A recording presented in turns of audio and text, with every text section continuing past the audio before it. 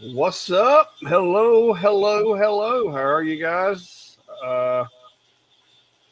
Busy day here at the shack. A little bit warm this morning, rainy thunderstorms this afternoon, but all in all, uh, just busy.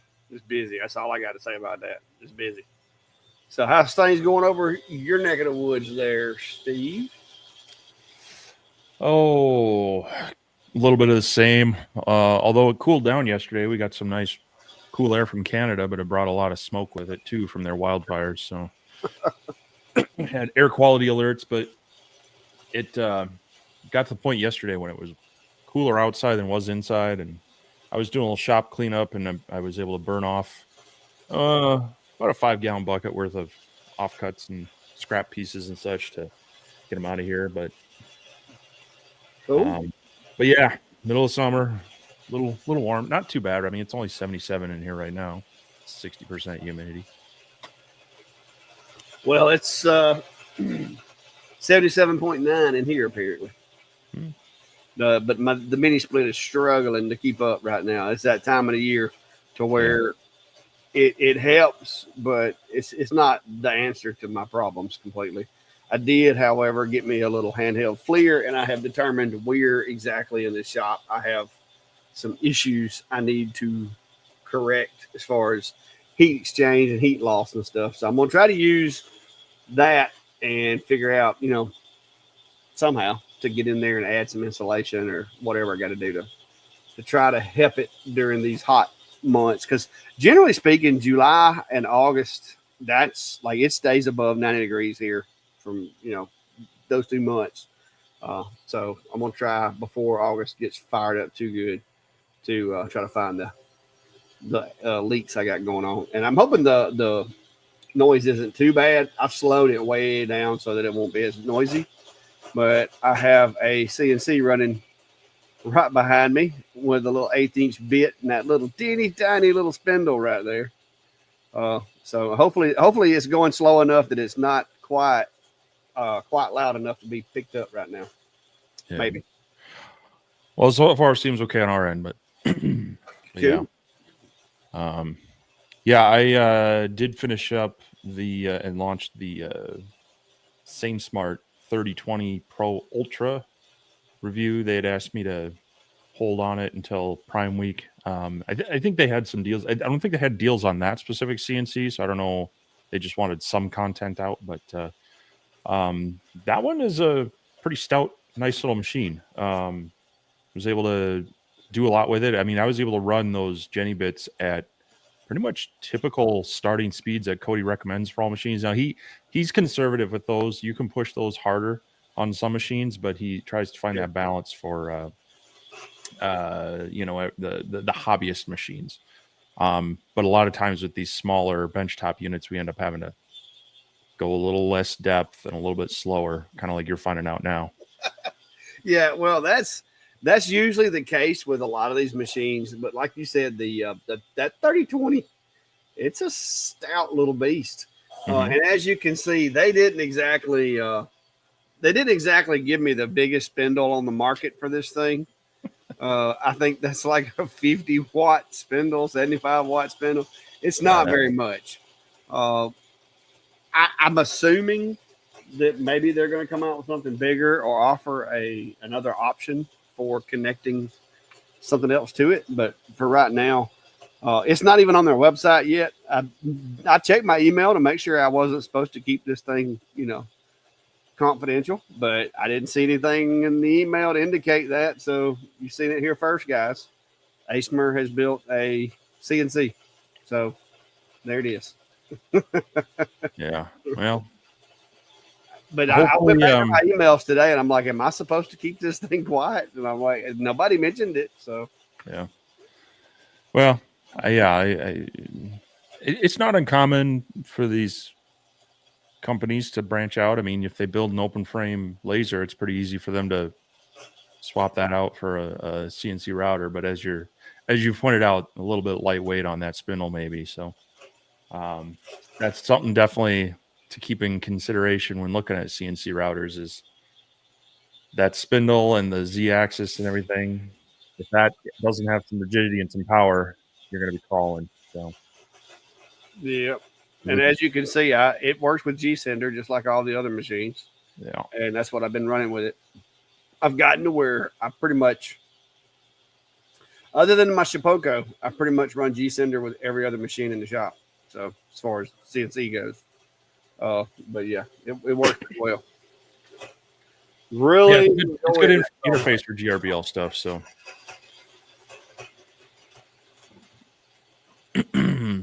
anyhow, but yeah, other than that, I've been working on a few other things up here.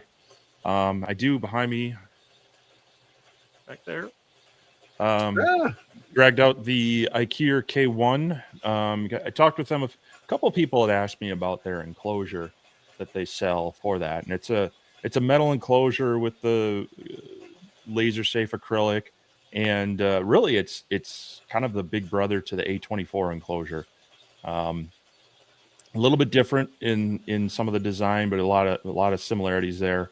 And it does bolt to the laser front and back. They've got some brackets that go underneath, bolt to the bottom of the frame of the laser, and then so it does kind of key together. But got that assembled. Still working on getting everything set up because it has a camera that's integrated to it as well. So I gotta get that calibrated and everything. So we'll be checking that out, and I think I'm gonna kind of compare it. They're not cheap. I mean, I think this one's $300 and some, which is going to be a little sticker shock to some people, but I want to compare it to some of the enclosures I've built as to the features, the speed of assembly, and the cost. And you might be surprised how much actually goes into an equivalent enclosure that you build yourself. So going to be working on that this week a little bit. Also spending some of the warmer days in the basement playing around with some other materials with the Com Marker Omni 1 UV laser and such. So been splitting my time between that along with a few other projects in the works. Yeah, well, as you can see, I got slammed. The shop is just full of boxes. I've got the Pixie right over there, and then I've got another Acemer machine over there. Acemer just this week has been the week of Acemer. Like they had talked to me earlier in the year about the laser as well as the CNC, but you know how it is. They talk to you for pretty hot and heavy for about a week, and then it's just crickets, and you don't hear anything out of them until one day the delivery truck driver drops off a package, and you're like, "What's in this?" Well, that's kind of the way it's been this week. The laser showed up first, and then this guy showed up after that. So I'm just doing some testing, playing around, and trying to determine an opinion on these things. So far, it's you see things that you like about them, but then you see things that you don't like. And I've got a handful of each of those categories on both of the machines so far. And then the little Pixie,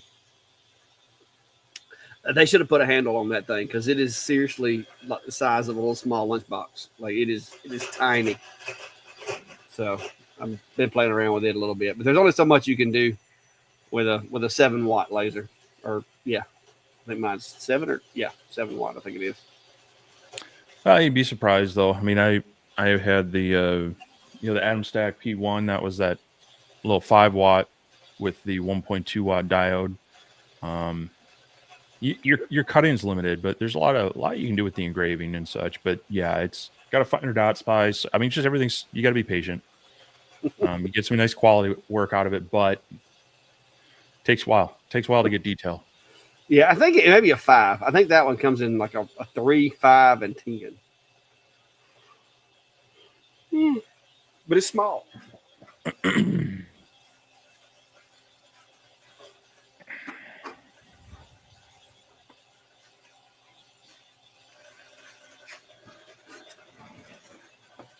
But it's like literally. But the lid does attach. That's a plus. The fact that it actually has a attachable lid. It's a little more I don't know, pink than red. No, it's very very red. That may be my camera settings. Yeah. It is a very vibrant Hmm. red. was looking rather, I don't know, rather pastel-y on camera. So That may be my lighting settings in yeah. here, but yeah, it's pretty red. Steve Wright's asking if I have any of the curved lens for the X-Tool D110 watt, or know how you get a hold of one. X-Tool no longer carries them. I'm guessing you're talking about the actual focus lens that goes behind the lens cover, and those are kind of a specialty item generally made by the manufacturer or sourced by the module creator. So I don't have any of those, and honestly don't know where you would find those outside of X-Tool. I'm sure there might be some similar ones, but you'd have to know the kind of specifications of it. Otherwise, you're going to put it in there and find that it's not focusing right and such. So um, I don't know if that's something that Kobe with the um, Geeks what's at his large. website? Yeah, yeah. If he's got anything like that or whatnot, but unfortunately, I don't have anything like that. I just work on the work with the flat clear lens covers. So Do, do, do. yeah, Johnny, American Photonics has the larger lenses for like CO2s and such, but I don't think they have the small focus lens for diodes. Generally, they're considered a non-swappable item unless you've got all the right specs and such, because they get screwed into the module at a certain distance and whatnot. But Yeah, because we have run into situations to where if those things get unscrewed or screwed in, it really messes with the focus length, because that's the lens that actually sets the focus more or less. So if it isn't exactly at the right spot, your focus length's either going to be longer or shorter. yeah, there's I, I know nothing about it. There is one random Etsy posting that has a D1 laser lens. It's $50. Woo! And it says it's the upper focal diode laser lens replacement. I mean, I can't guarantee that. I don't know how it would work. I'm just, you might be able to find some options to try to repair it, but that's it's an expensive test. Yeah. Kevin saying, hi guys, Chattanooga, Tennessee here. My laptop is dying. What would you recommend for minimum specs, 32 gigs of RAM and a video card? Thanks, I'm driving. Uh, if you're talking about to run a laser with, that's it really doesn't take a whole lot to run, say LightBurn or something like that. The design softwares are going to be usually going to be a little more resource hogs than LightBurn will. Like, so if you're using like Adobe Illustrator or something like that, typically it's probably going to be using as much or more than LightBurn is. So I don't anything more than, I mean, you just about got to have 8 megs of RAM or 8 gigs of RAM just to run like general crap these days. But anything more than that, I think is just extra. What do you think, Steve? Um, what we're finding at work is 8 megs is minimum for even just your typical office user. And so for RAM, I do recommend trying to find 16. But yeah, like you said, if you're just unless you're doing heavy design work, video card, I- a low end gaming machine type thing is going to do more than you need. You can get too light on it as far as some of the bottom of the barrel machines and such, but you don't need a crazy powerful machine. What I find most people need more of is storage, and that's one thing for myself, and I'm sure you with the plethora of video files we deal with. But even over the years, I mean, I got my first CNC router 12 years ago, and I have folders and folders of various iterations of designs. Now I also have that in some cloud storage, but that starts adding up over time. So, you know, I would look at least 256 for a typical user, if not 512, as far as the storage. So yeah, when it comes to my computers now, I don't buy anything less than terabyte. Like if I have to pay for an upgraded hard drive, I do it. But now that's that's with me doing the video and editing and stuff like that. But yeah, well, 256 for most people, 256 is I think would be like the bare minimum because Windows is getting to where it takes up more and more and more space than ever. yeah, and as a matter of fact, if you have a number of design file or applications, so like if you've got Creative Suites and you install Illustrator and maybe Photoshop, and then you have some of your design application or CAD applications and such on top of Windows, yeah, you'll find yourself eating it up really quick. Now that being said, most devices have a secondary drive slot, an NVMe slot or something. That's not hard to install those, and so as long as you get enough on your base drive, adding a data drive isn't a bad idea. Yeah. So, I guess when I'm looking for my, and this is based off of what I do with video editing and a variety of applications, I tend to look at maybe not the low end, but inexpensive medium range gaming machines, whether it's a laptop or desktop. I'm usually finding things maybe a little bit more than I used to, but probably $1,000 to $1,500 gets me most of what I need, and I might add either memory or a RAM or hard drive storage to it. But the average person really doesn't need a whole lot, even if you're just running LightBurn, XCS, things like that. You're not going to be pushing that video card too hard. So I would worry more about core memory and hard drive space than your video card, unless you're doing a lot of 3D renderings and or video creation. Yeah, I bought it. That little computer that I bought for inside the house just for my bookkeeping and stuff. It's bare bones. Like it's just like the one that's running my CNC over there.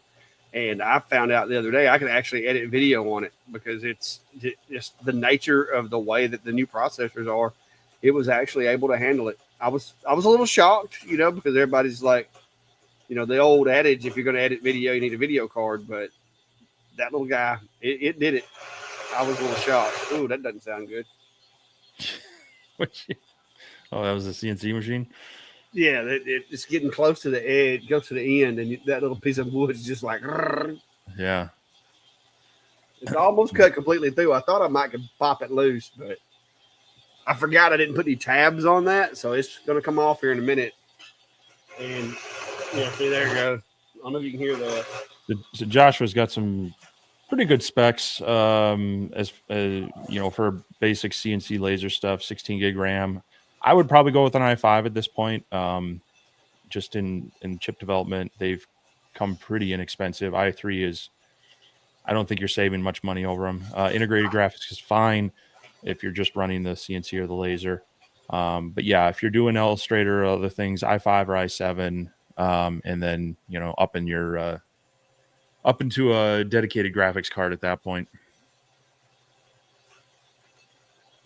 So, but yeah, a lot of options out there.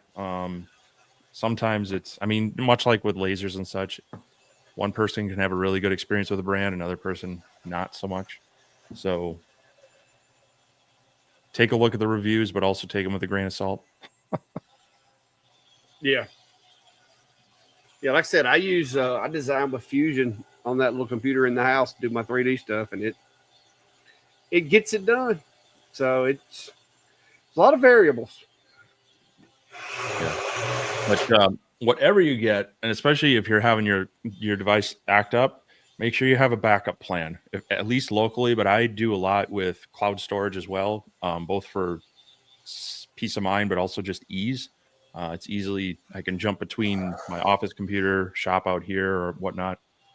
So that's something to really consider of it, both as kind of active use, but also, archive and back up your files. Because I've had friends who even on just a USB flash drive is where they're keeping their stuff, and it got corrupted, and all of a sudden they lost a lot of work. So definitely look into. I recommend looking into your cloud storage, depending on there's number ones out there from Apple, Microsoft, Google, Amazon. They all have them. Just kind of take a look at maybe what else you're using in that kind of environment, and maybe the pricing, maybe some deals you'd get on it. But definitely backup is something people tend to forget about until they really wish they had.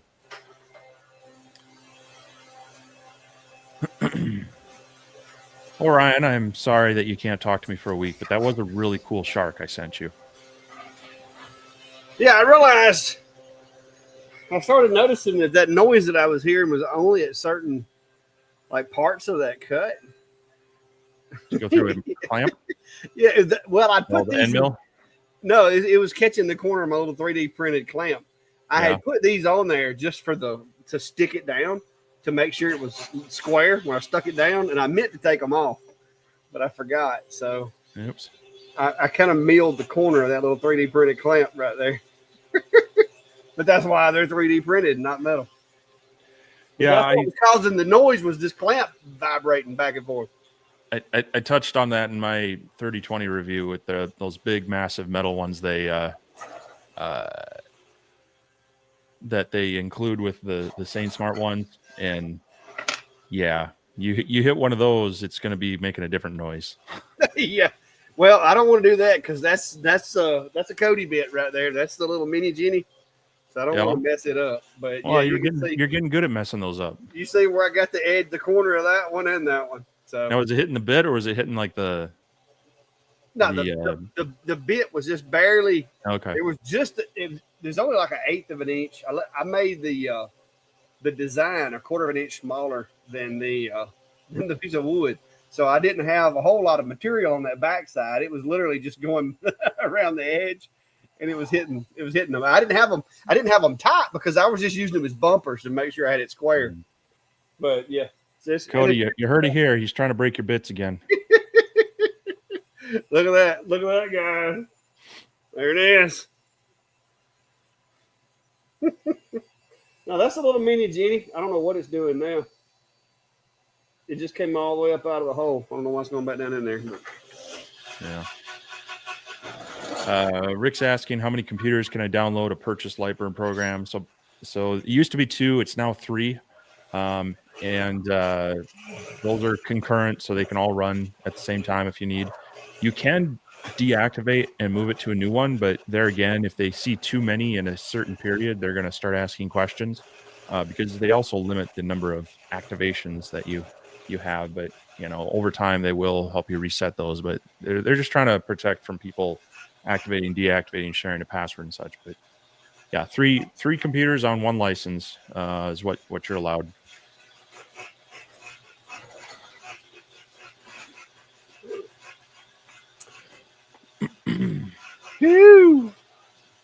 It's finishing up now. It's a lot quieter since it ain't hitting them clamps as it goes around the backside. Yeah, it was making a little bit of noise there, wasn't it? Yeah.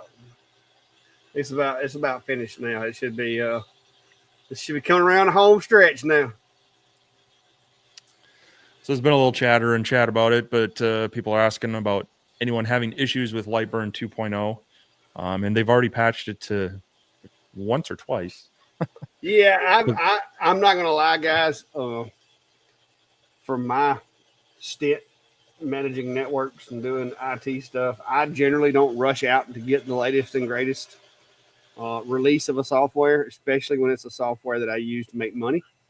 So I haven't downloaded it yet. I'll usually give it 2 or 3 weeks to get all the initial bugs fixed. Then I'll download it. I mean, because there's always going to be bugs, and it's nothing against LightBurn, Windows, Mac, all these guys. I mean, dude, sometimes you fix one problem that's it inevitably creates another problem. So I generally just wait, and I don't beta test softwares that I use to make money. If I'm gonna, because if it breaks and I'm doing work, I mean, yes, I could back it up and put my old installation, but that's just time that I don't have to spend, and so I just don't. the features and the things that the new version offers, I'll get to use them eventually. I'm not in a big hurry. So Yeah, I mean, I've got extra computers that I could try it on, but I'm in the middle of a few projects that I started on, 1.7, and yeah, I didn't want to change it midstream on video and such. And same thing. I knew I wasn't going to be able to get out like hey, here are the new features in LightBurn 2.0 video. So I'm not in a rush to upgrade yet. I'll definitely be trying it out hopefully soon. Like I say, I'll get it loaded on a device probably first before I go put it on anything production wise. But yeah, that's, unless you're dying for a feature that's putting in it, a new feature that's in there, I would usually let people try it out, let it simmer for a week or two. But yeah. Yeah, it's like I said, if I weren't so busy, if I didn't have so much other stuff going on, maybe.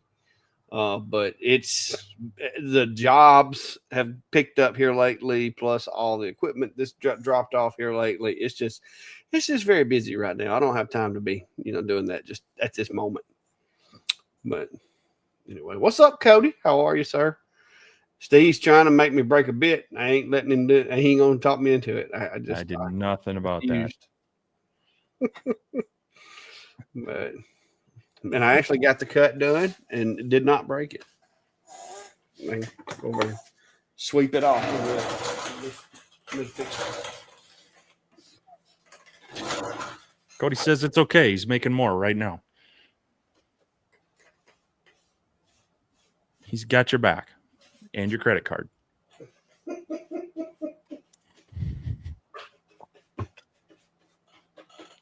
I feel like I just need to, get like the whole gift card thing with him. It's like just load up my balance and he can deduct from it as I need him.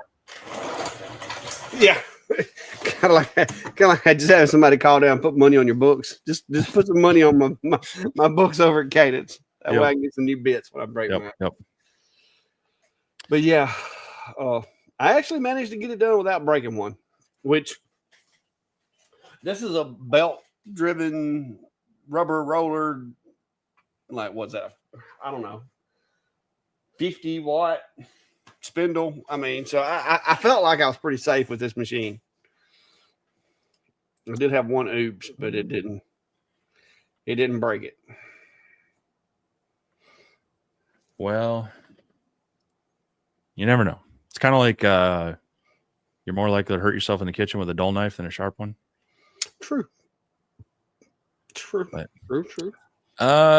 Bill's got a question. Is there a way to speed up the laser head going out to the job? So you can look at your white space scanning. So that'll try to speed up the movements between dead areas. But you want to be careful with that because that can also mess up. If your laser's not, if you push it too fast, your laser's going to start losing its position, and you're going to start seeing your image or your text or whatever you're engraving kind of look like it's shifting around. So, but look in your device settings at the white space, and you can try adjusting that speed. That might speed it up. The other thing is in your move tab, you can set the movement speed as well, and that will change kind of how fast it homes and how fast it just does regular movements. Again, there, be a little careful with going too crazy on it, but that can also help adjust just the free movement speed as well.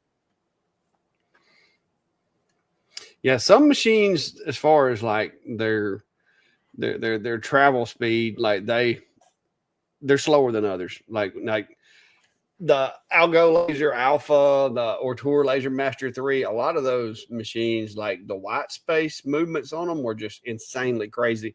Like you could literally blink and you would miss it moving out to go get ready to start cutting. But now other machines like my Atom Stack X40, you send it to go cut, it just takes its sweet time till it gets out there. Now, once it gets started doing the job, it's fine. But some machines are just the way the controllers are set up and the settings and everything, they're just not going to be that fast And a lot of times the company does that to ensure that you don't sling it so hard that, when it changes directions, it slips a tooth on the belt or something like that. I mean, so there's you have to, just like Steve said, you have to tweak those settings, but you don't want to get too carried away because there may be a reason why it's that low. Mm-hmm.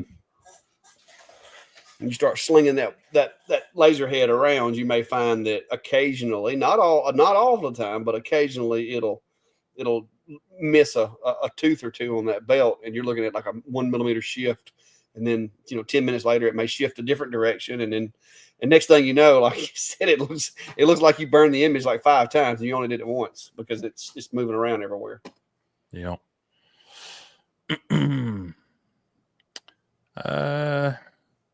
Joshua Radley is asking, do you guys do fairs, markets across different regions? How do you tackle the different likes or types of products that people prefer in different areas? I'll be honest, I don't travel.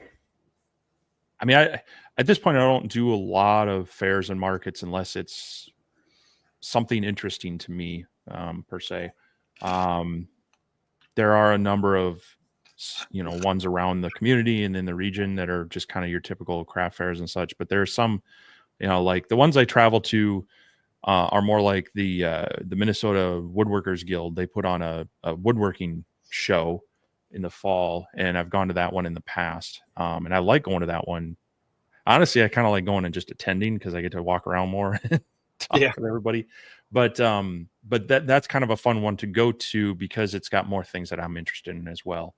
But if there was, I've had some other similar ones. I've sometimes set up at a specialty event.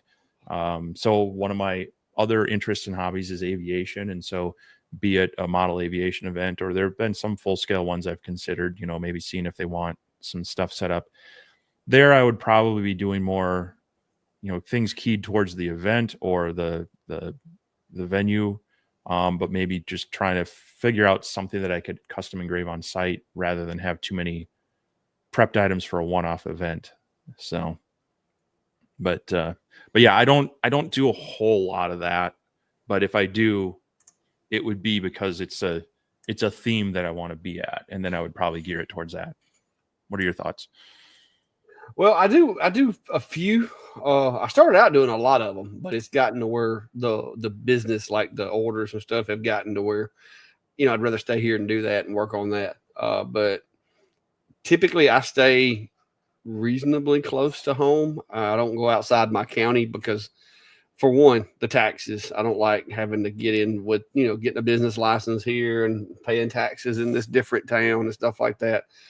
It complicates things, and me being a one-man show doing all of my own stuff, like I like bookkeeping, paying taxes, like invoicing, I do it all. And so, dealing with taxes for another city or another county or whatever just be more headache for me.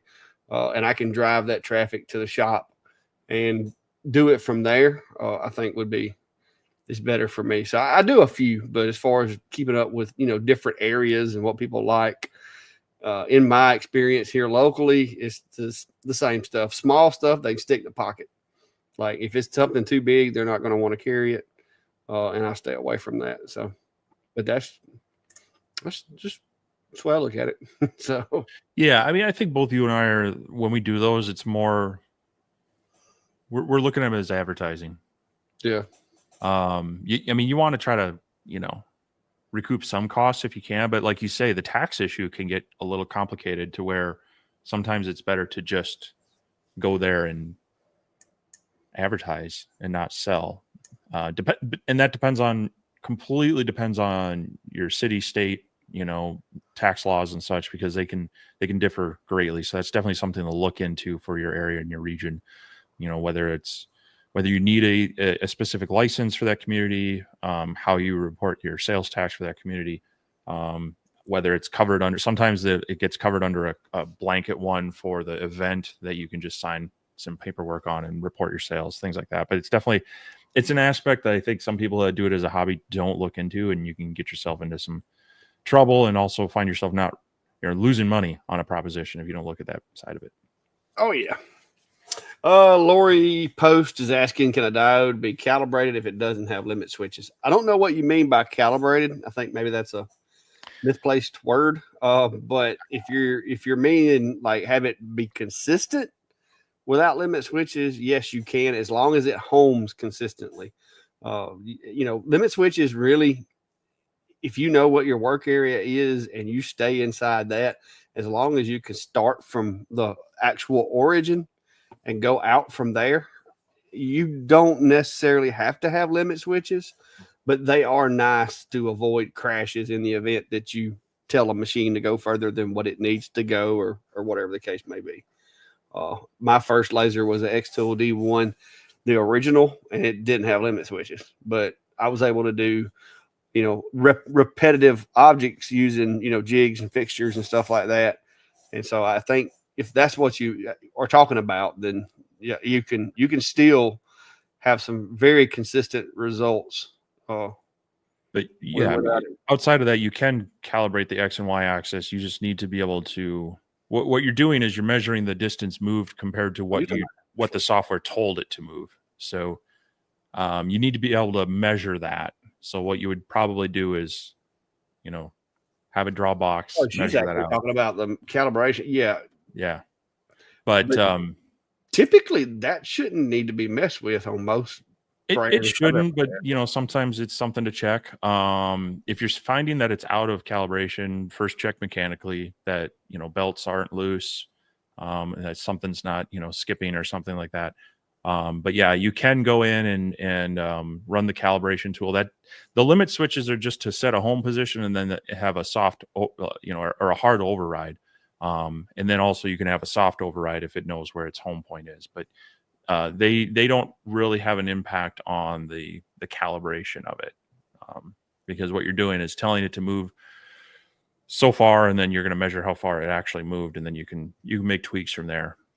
But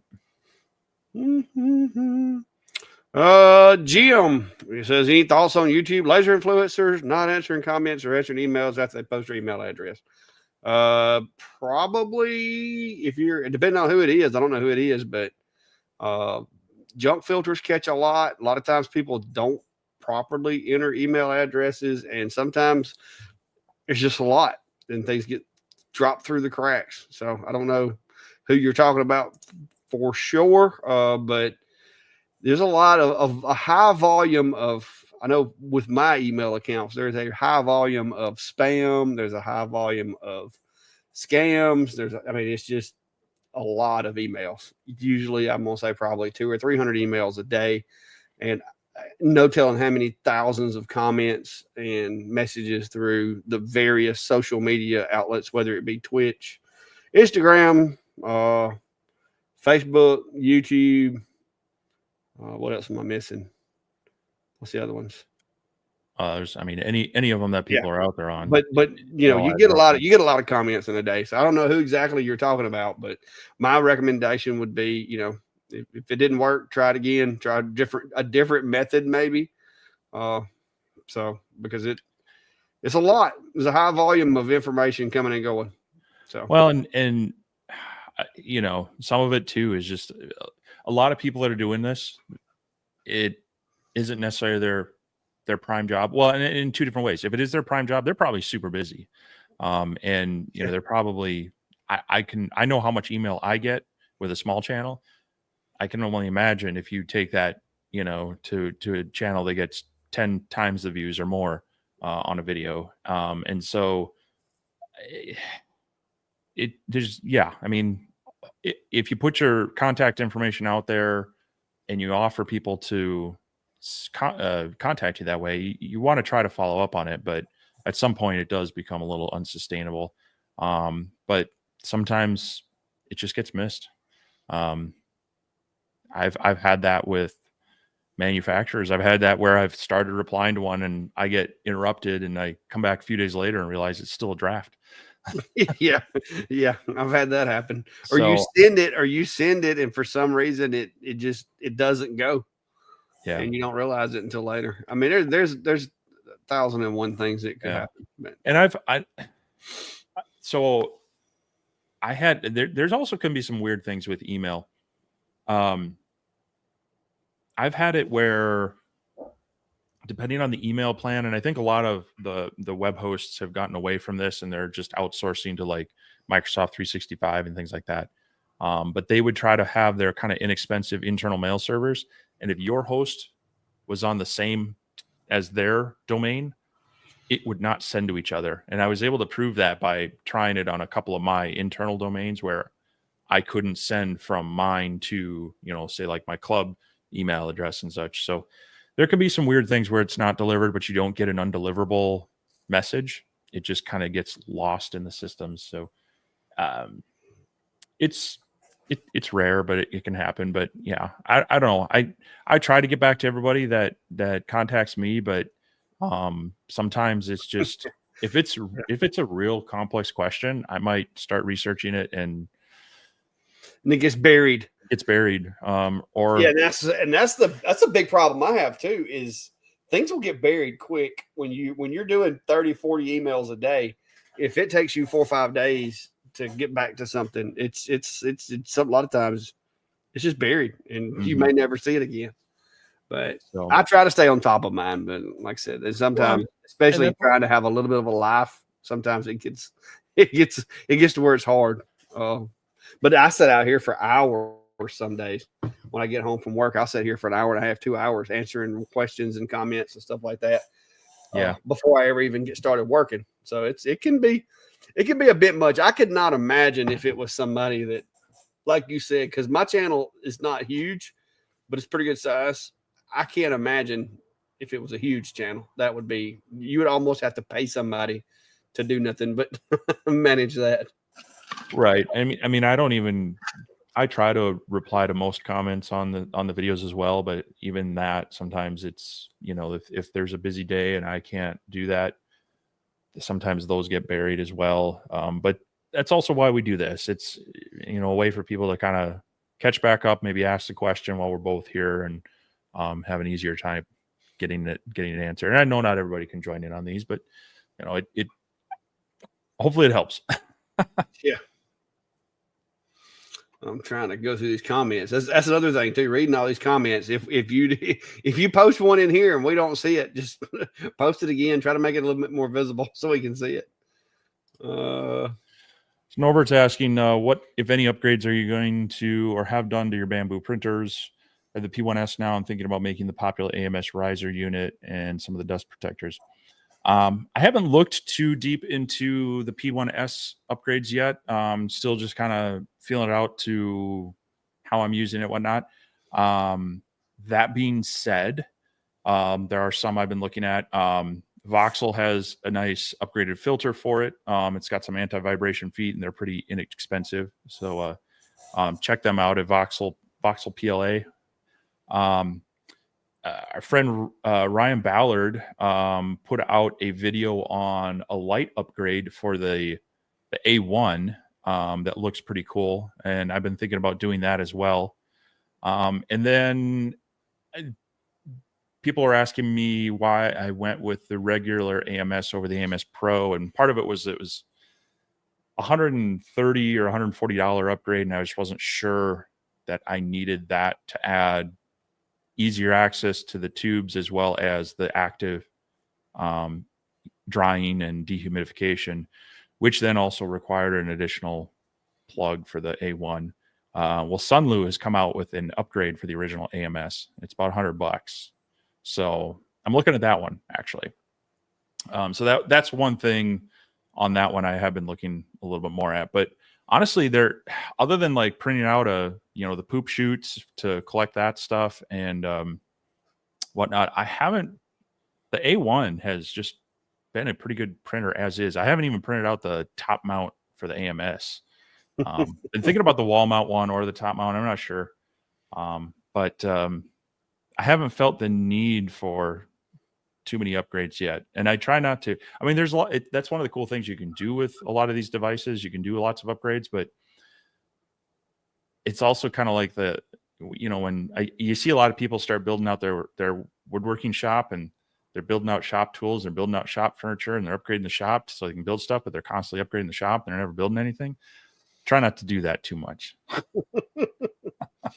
So I kind of wait until I find something I really have a need or a real creature comfort upgrade. I think lighting is probably going to be the biggest one on both those. So that the video that Ryan did on it's like a LED light bar that goes under the gantry, and I think it plugs into the port and goes over the light sensor already. That's cool because it is kind of dark, and I think that's a thing I've been noticing on the P1S is it's also kind of dark. So I think there's a similar light upgrade for that one. That's probably one of the first ones I could see myself doing. Yeah, I did the top mount AMS for my A1, but that was more of a necessity because of counter space. Yeah, and that's where I'm at now because I had the space. I'm like, I just have this whole shelf I just had some knickknacks on, so I cleared them out. Well, now I have the extra printer. I've got external filament dryers, and I'm like, okay, I need room for them now. So that's where I'm looking at either the top mount or even just the wall mount for that. I'm trying to figure out Bill's. Let's see. Here we go. Rob's asking, says, I'm using a Rolly Lasermatic and need to accurately place a logo on a square bottle. I know I can't rely on the camera. I appreciate all the work you guys do and for answering questions. Rob, if you're doing an odd shaped object, my opinion, my way of doing it, especially if it's square, mark the center of the square and use current position and do it that way. Set it up that way in LightBurn with current position. I don't run current position a lot, but in those situations like what you're referring to, trying to make sure that you put it in the center of a square object, current position is going to be your friend because it takes the guesswork out of the movements. So what you could do basically would be measure the surface area of the square area and create you a tool line inside LightBurn with that shape laid out. Then set your machine to current position, line the machine up with that square surface, and just like I said, just taking, use a ruler or use whatever and put you just a little marker in the center where the center of the thing is, and go from there. And I'm assuming you're saying it's a square bottle. So more than likely, if it's a bottle, you're going to put some type of a coating on said bottle if it's glass. So it wouldn't matter what you put on there because you could blast it off if it was like a Sharpie mark or something like that. It would actually help the engrave anyway. You're going to demonstrate? So just a couple of key things here. This is where over on the right side, this start from, you want to change that to current position. Most times Clack and I are running absolute coordinates, but change that. And then also change your job origin to the center dot instead of, a lot of times it's in the upper left or lower left. Change that to center point. And that's where you physically move your laser head over to that spot you put on your object. And then if you whatever you have there, you see that green dot, that's going to be the origin. So if you put that origin over your spot that you marked, everything's going to be referenced off of that. So. Yeah. And you can fire the laser, like just a blue light, just hit the fire button on the move tab. And that way you would have it 100%, where you wanted it. But that's how I do odd shape stuff like that, is current position, because it saves you time on the setup a lot of times, because if not, you're having to frame and frame and frame and frame. But if you do it current position and you start from the center and you center the laser with your graphic, there's no guesswork. There's, as long as you know how big the graphic is and how big the area you've got to engrave, if it's going to fit, and it'll be perfectly centered every time. So in the old days with my D1, I did a lot of stuff from current position as far as designs on wood and stuff, because it was just easier to put like a real light pencil mark in the center and do it that way as it was to try to frame everything out. But anyways,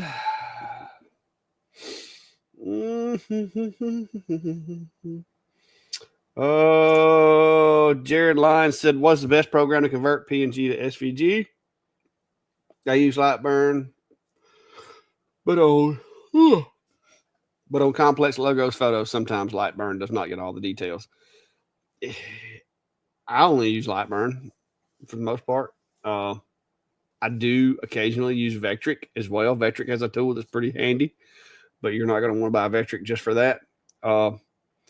With LightBurn, sometimes you have to play with the settings. Like you have to just sit there and manipulate those sliders over and over. I've actually had to where sometimes I will do like 2 traces, but I'll keep both of them, and then I will like join the 2 to like, because like one of them will maybe one of them does like the tips of the design really well, but doesn't do the backside, and then the next one may do the backside but didn't do real good on the tips. But if you keep both of those traces and lay them on top of each other and use the combine tool, then you can kind of use one to fill in the gaps on the other, and you end up with a much better look than what you originally started with. What say you there, Steve? You got any magic tricks or free softwares that you know of? No, like you say, some of them do better with different objects. I've even found XCS sometimes their image tracing sometimes gets details that others don't. But like you, I'll usually use the tool. Like if I'm in Vectric, I'll use the vector tool. If I'm in LightBurn, I'll use that. But sometimes I'll move between them. But yeah, I wouldn't say there's like one best one for them all. I usually get enough, and then I'll go in and redraw what I need, depending on the object. And if it's too complex, I don't know. I guess it kind of depends on what I'm going for. Sometimes I'll recommend to a customer that maybe that's not the best way to go, as far as their vision and such. Maybe getting a mixture between outline and actual like photo engrave or something. To just kind of depends on the job and the need. But I don't have a magic bullet for that one. Yeah, Ryan said to tell you there's a light bar for the P1S and it's $10.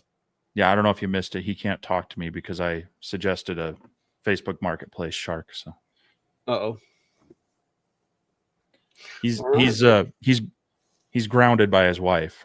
Oh, okay. Yeah. Oh, yeah. You like send him out to just buy random stuff on Marketplace? Hey, my friends ask me for stuff. I send them. I mean, I'm always happy to help someone spend their own money.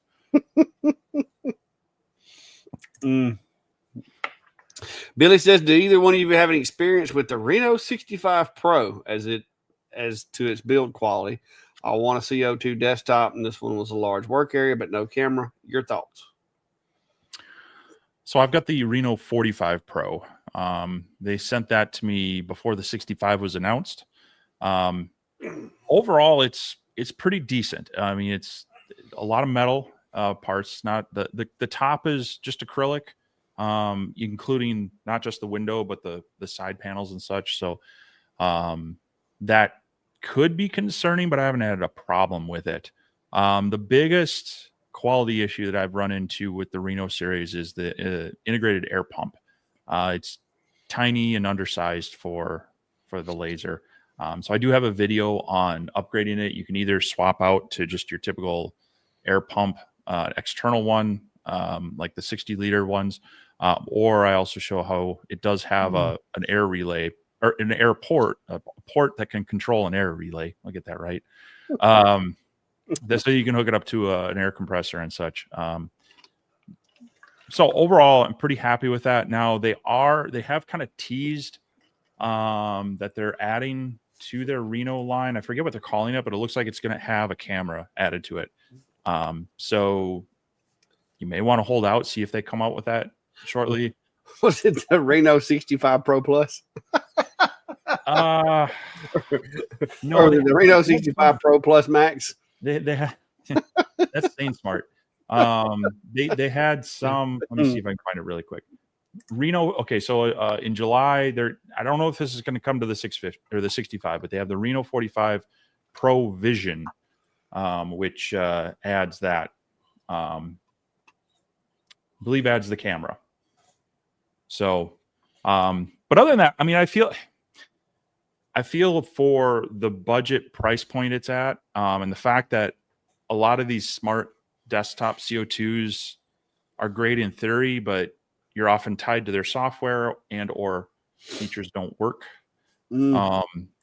This one is priced pretty nice for kind of what you get. Now, another caveat that you'll need to know is you will need the Pro version of LightBurn, not the Core, because it is a DSP controller. So depending on what you have or what you were thinking you were going to buy, it's the more expensive version. And I'm not 100% sure on how universal their CO2 tubes are. So when it comes time to replacement, you may be stuck with just Monport. So that is something to consider. You may or may not, without doing some modifications of your own, be able to just swap that out for, say, a CloudRay tube or a SPT tube or things like that. So, but outside of that, it's for the price, I think it's pretty good. You get the most bang for the buck in the CO2 wattage, power for kind of the form factor and the size and what you pay for it. So I've been using it since I think I got it late November ish. And I'm not using it constantly day in and day out, but I've been happy with it. So I've got a few videos out on it if you want to check it out. The 45 and the 65, there's pretty minimal differences other than size and power. It looks like that 24 by 16. That's a good size work area. I like that. Yeah, it's kind of a lot of them will be, they're stuck at 12 by 20 or 24. You can't, getting past that 12-inch depth seems to be a trick in those desktop ones. Yeah, it's like that Mega. The Mega's got plenty enough of a work area, but it had so many problems. I wish they had kept it simple like they did with the Reno and just did away with all the smart features and all that and just ran a DSP controller, because that, to me, that would be more suitable for what I need than this whole, trying to do batch engraving with a camera and all that. I don't need all that. I just need a laser that cuts and works. Yeah. So Bill was asking, I use M8 for air assist. Can I use M7 to activate something else? It's going to depend on your controller, the hardware controller, if it actually has an actual pinout for that control. Not all of them have that, and then you have to find out where that is. On a lot of the like the Ruida controllers, they do have different ports on the control board, and so you could plug in a fan or something or lights or whatever to it. So yeah, if your board has that, but that's something you have to look into, the specific, like the hardware board for your laser.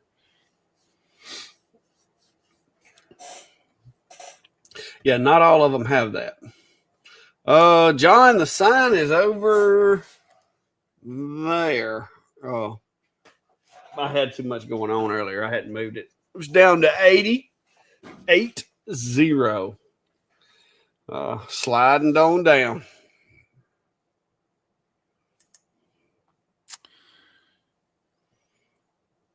Be here before you know it.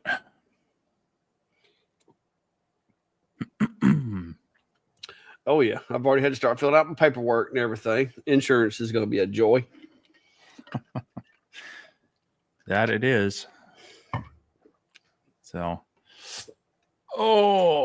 just trying to make sure I got caught up here on comments. If we missed your question, and or you want us to take another stab at it, go ahead and drop that in there, because much like emails, sometimes we answer one and we scroll past the couple that maybe we missed. So, woohoo!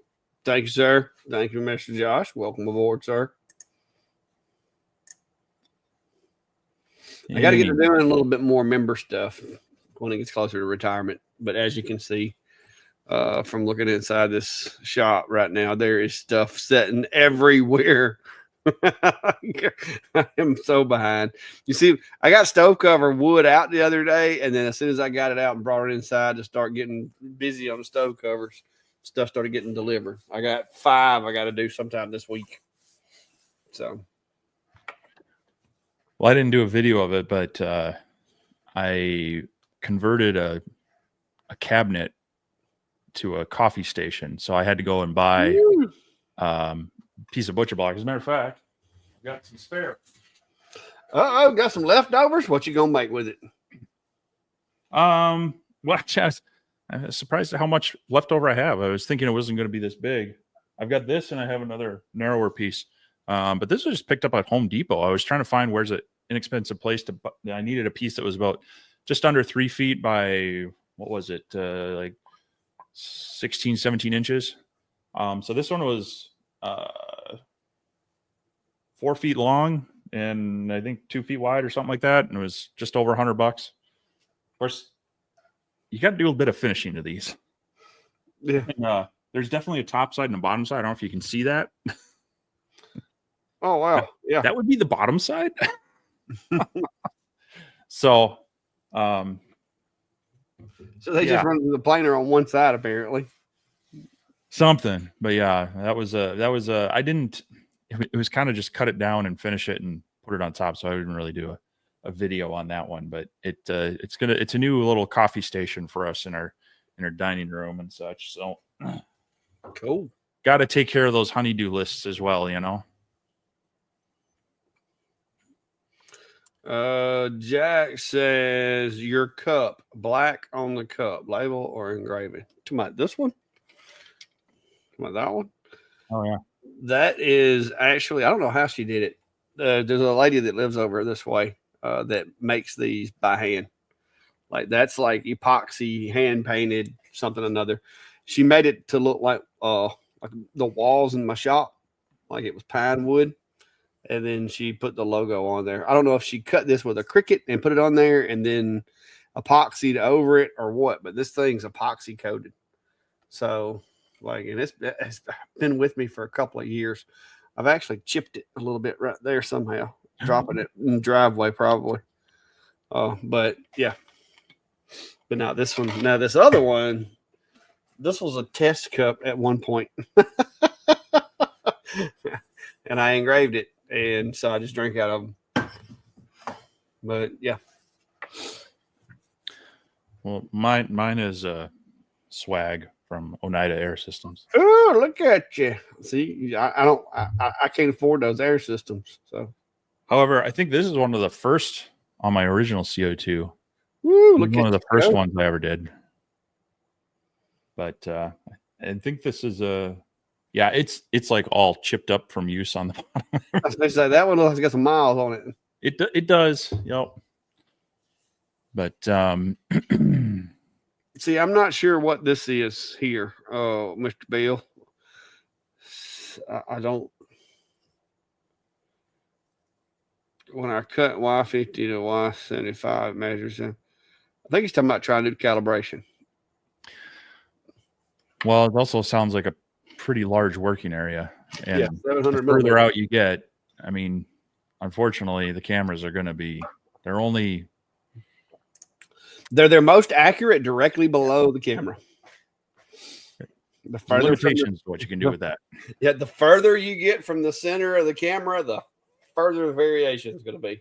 Every camera I've ever used, that was the case. They are a tool. So we've talked about these, but not necessarily have any experience with them. But CO2 Galvos, any brands you've looked at, you've trust? Well, Cloud Ray makes one. I was going to say that's the first one that comes to mind for me. Yeah, there's not very many companies that actually make a CO2 sourced Galvo. Cloud Ray was the ones that I've looked at recently. There are some other companies that make them, but they're the Chinese companies that you just kind of tell them what you want, what kind of source or whatever. Yeah, I think the Cloud Ray mass producer of them. The only other company that is familiar to me, I don't have a direct experience with them, is Haocean. They, I believe, make a CO2 Galvo as well. So, but yeah, Cloud Ray was the first one that kind of came to mind for me as far as a brand that it's been around for a while. It's got some quality in their equipment, but I don't have any personal experience with a CO2 Galvo to say, yes, this is good or bad.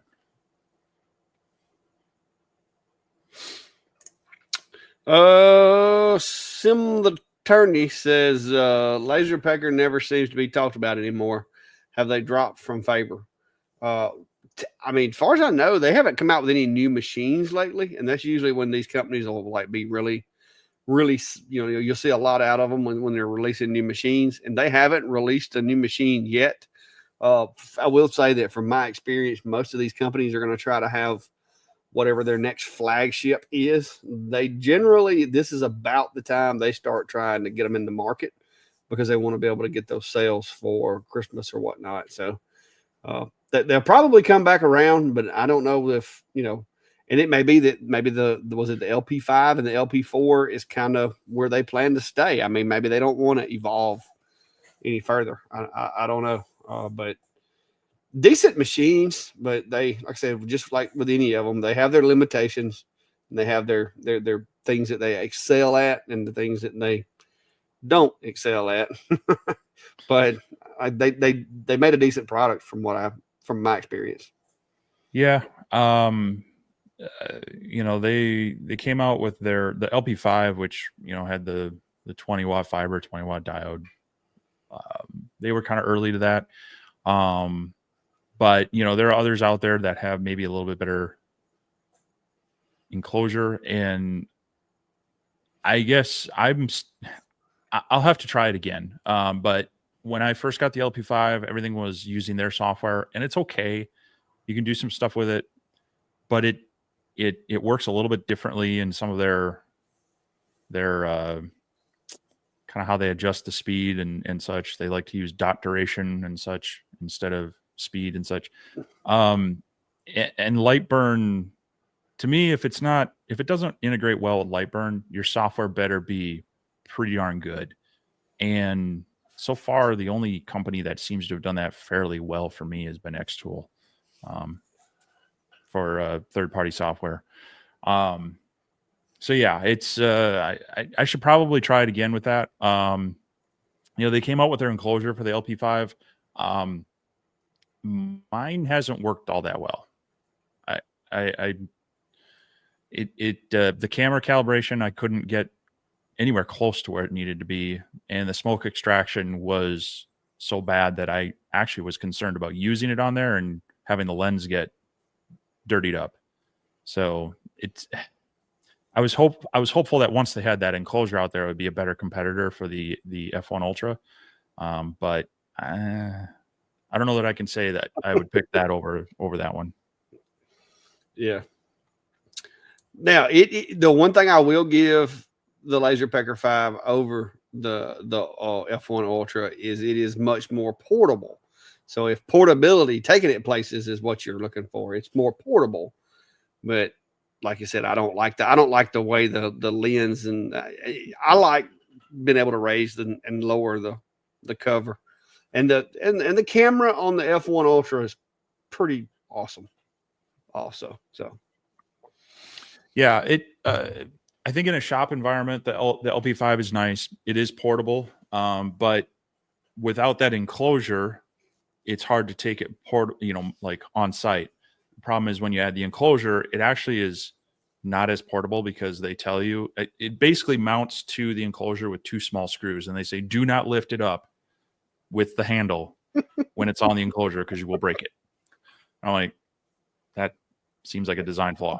Seems like they might should have took that handle off. Yeah, it does that. Yeah. So yeah, no, it's portability is great. I mean, power wise, they're pretty much on par. But the F1 does have it beat in a few ways, especially once you put that enclosure on. One. Well, working area is a little bit bigger, and the camera's better, and things like that. So.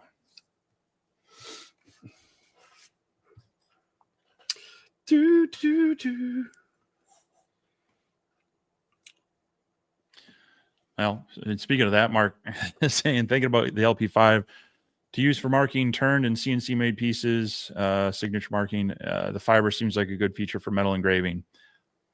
Yeah. So, I mean, in what we just kind of said, especially if you're in kind of your own shop and can kind of control the environment, outside of that, you'd want to make sure you got safety gear for everyone, because it doesn't fully enclose itself if it's anything bigger than what that cone can sit on. If it's smaller than that, you're still okay, because it will go down and block 90% of that light. There's still a little bit of a gap for airflow, but yeah, I mean, as a 20-watt diode and a 20-watt fiber, it does pretty well. The software's okay. I just prefer LightBurn. And it is LightBurn compatible, but I don't know. I'm gonna have to try it again. Take it off the enclosure, put it just native, and see if I like it that way or not. Yeah. Cheryl Joy says, as I'm new to lasers and I'm using X-Tool software with my M1 Ultra, is the M1 compatible with LightBurn? And I have no clue. You have that machine. I've never even touched it. Yes, but that machine works a lot better with XCS than it does with LightBurn. As do most X-Tool devices. Yeah, especially if you want to use their little alignment. They've got those little dots that you can use with the camera and such in XCS, or like your smartphone camera and such. I don't with the M1 Ultra. I don't know. I don't know. I mean, if you're using the M1 just as a laser and not using all the other features, honestly, I might suggest upgrading, swapping out to a different laser, and then maybe looking at LightBurn. I don't know that I would recommend someone with just that one jump to LightBurn, because if you do any of the other features of it, it's not going to work well. You're going to have to use the XCS software for it to recognize those modules and work right. So yeah, I would say I would stick with XCS with the M1 Ultra. Yeah, well, with all of my X-Tool machines, I've gotten out of where I just use XCS, because LightBurn, although I like it, it doesn't. I mean, the cool thing about the X-Tool products are they add a lot of bells and whistles. And if you use LightBurn with their machines, you lose all your bells and whistles. So it's better just to use XCS. And XCS has came a long way. And it's a very capable tool. Now, sometimes if I'm designing, because I do find that it's easier for me to design in LightBurn, I'll design the file in LightBurn and export it as an SVG into XCS. But all in all, as far as controlling the machine and deploying the files, I use XCS exclusively on all my X-Tool machines now. It's just, especially since like on my F1, when I'm doing events, they've got it now to where you can have all the different canvases open, like and kind of in the queue and just go between them. I really like that for the different jigs that I use at events and stuff, because I can just click on a different canvas and go from there and not have to like close a file and open a file. So XCS has definitely came a long way since the early days of using it. Mm-hmm.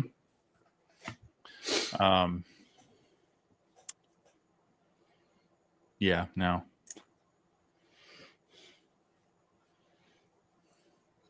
I'll let you have this one there, Kerf Master. Well, it's referencing this question. So, Bill's asking, why are my cutouts always smaller than the screen measurement?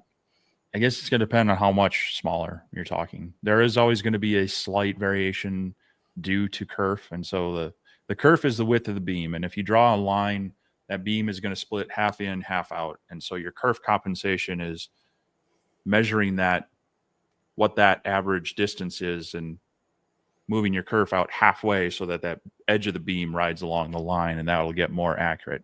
Now, if you're talking about, that fractional of a difference in size, it's probably kerf. If it's greater than that, then you got to start looking at mechanical and maybe software calibration kind of things.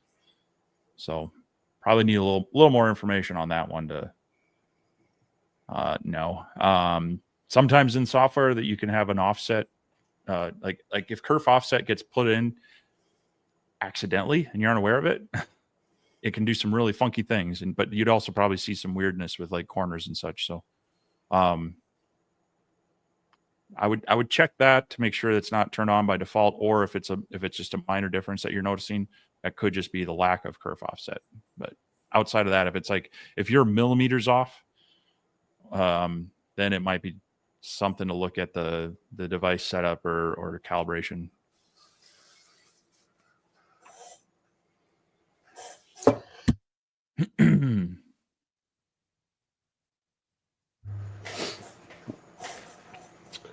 Let's see here.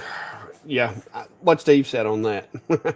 I don't usually run kerf offset because it's very, very minimal as far as the differences. But I mean, there are some times where you need to add a little bit or whatever, but it's not that very often for me. Yeah, for decorative stuff, I don't worry about it. But I originally bought my laser to create airplane parts, and you want them to fit snug and tight.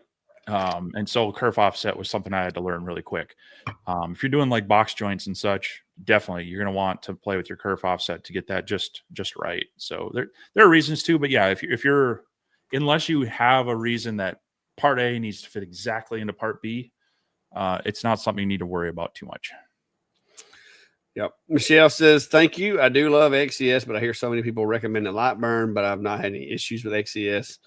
And even as a complete newbie to the lasers, I love it.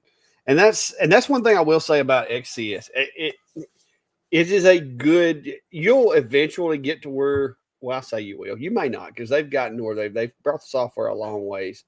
But there are some tools that LightBurn offers for file design that XCS can't quite do yet. Now they're implementing more and more of them like every month, but there are some things that LightBurn is definitely really good at that XCS is getting better.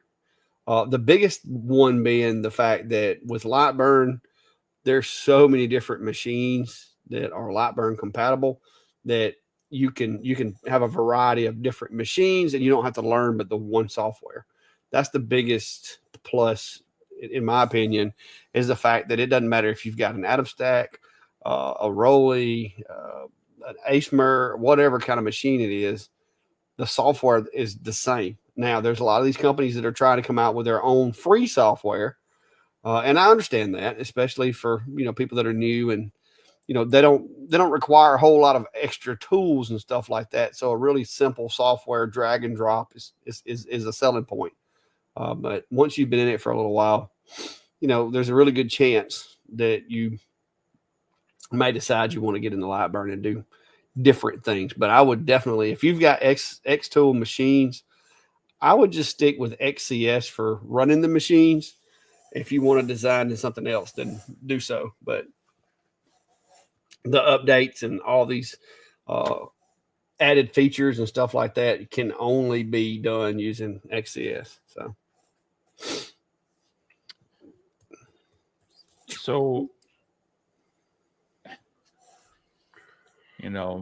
the talk of influencers earlier, we try not to be too salesy, and it probably hurts us in the fact that we're not willing to push product.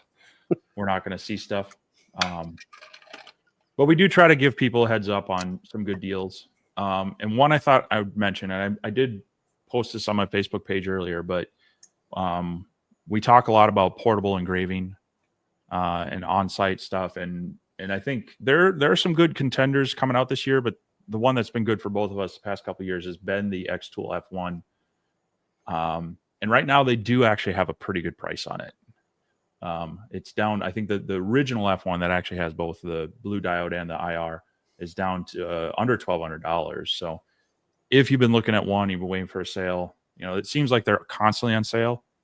This seems like a lower price than I've seen in a while. So you may want to look at it. And there's your commercial and your ad from us. We'll try not to push anything else the rest of the show. Yeah. Well, and I guess while we're here in the live amongst friends, a lot of folks have been asking, what about the F2 Ultra? What about the F2 Ultra? And I'm speaking for myself on this one. Steve can agree if he wants, but after we got back from XCS last year, there was some X2 went through some changes. They sent out an email basically saying that they were going to change the way that they cooperated with content creators. I had a relationship as far as working with them for like 3 years. Most every machine that came out between me and Steve, we've tested most all of them. And then last year they come out with this thing and they're like, hey, we're going to redo the way we work with, content creators. And I was like, well, okay. Because I've never had a contract with Xtool. I've signed a couple of NDAs, which is understandable. But I've never had a contract or signed agreement with them. I don't sign contracts, so people can't control what I say in my videos or whatever. And I don't do paid content. And the reason I don't do paid content, and this is controversial among a lot of content creators, I've heard a lot of folks say, I won't do a video unless they pay me. Well, I don't want to do a video if they do pay me. And reason being is if I'm working for you, like if you pay me to come cut your grass, then I would expect you to be able to tell me that you want your grass cut a certain way because you're paying me to do it. But if I just show up at your house and cut your grass and it's a free grass cutting that you're getting, you just take what I'm giving you, or either I don't cut your grass. And so that's kind of the way I do with my videos. I don't get paid to make these videos. My videos are done strictly voluntary, I guess you could say, because I feel like if they're paying me, then I can't say anything bad about it. You know what I mean? Because this is like you're paying me, so I can't be talking bad about your product because you're paying me. So Xtool, when they redrawed their way of doing things, they basically wanted to pay you so much a year, and in exchange, you had to agree to create X number of pieces of content for them. Not necessarily about new materials or whatever, just like X number of pieces of content. And I just didn't like the arrangement, and so I didn't sign the contract or whatever. And I think maybe that's why now, like I've emailed my Xtool contact like a week ago, just like saying, hey, people are asking, what's it look like? What's the future hold? I understand that the people that signed the contract probably are going to get the first wave of machines, but where are we at with this? And so far, as of, let me double check before I lie. So far, as of today, as of right now, I haven't gotten an email back from my contact at Xtool. Like I said, it's been over a week. So I think it's fair to say that I'm probably not going to get a response. But so as far as the new Ultra, F2 Ultra goes, it seems pretty good. I like my F1 Ultra that's over there, but that's all I got. I still like the company. I like their gear and all that, but I have no plans that I know of currently of doing a review on the machine. They haven't reached out to me. I haven't heard from them, and so that's where we're at on that. Not that it's a bad machine. I'm not gonna down talk the company. I think they make good products. I like a lot of their products, but as far as the people have been asking me, well, how come you not reviewing this machine? Do you not like them, or is there a problem with it, or whatever? That's the whole thing in a nutshell. It's not that I'm against the machine or that I don't like it. I'm just, I'm not in the loop anymore, I don't guess. So not currently anyway, unless something changes. Like I said, I did email them about a week ago, and unless my guy got fired or went to work somewhere else or something, then apparently he's just taking his time getting back with me. But the machine looks promising. I like what they did with it, but as far as a review or anything, I couldn't tell you if that's going to happen or whatever. I'm not going to sign a contract to get it to happen. So, yeah, I wasn't even offered that contract, so my commission rate was just cut, and they continue to ask me to promote their stuff. They want to, anything new coming out or any new sale. They're like, hey, can you do a video on this? And I keep telling them, no, I'm not going to do a sales video. I tell them if something looks interesting, this is where we mention it. This is kind of our, hey, here's some cool news that's out there show. I don't want to create solid marketing videos for them. So I'm with Kayak. It's still a quality product. I think if you're looking for a straight 60-watt MOPA, that laser has some good options to it. Both comes pre-built with an enclosure. It's got a larger working area. And price-wise, if you do shop around, you can find some cheaper, but by the time you add some of these other features to it, I think you'll find that it's competitively priced, but it is not the cheapest one out there. But yeah, I don't expect to see one in my shop anytime soon, because I've told them I'm not gonna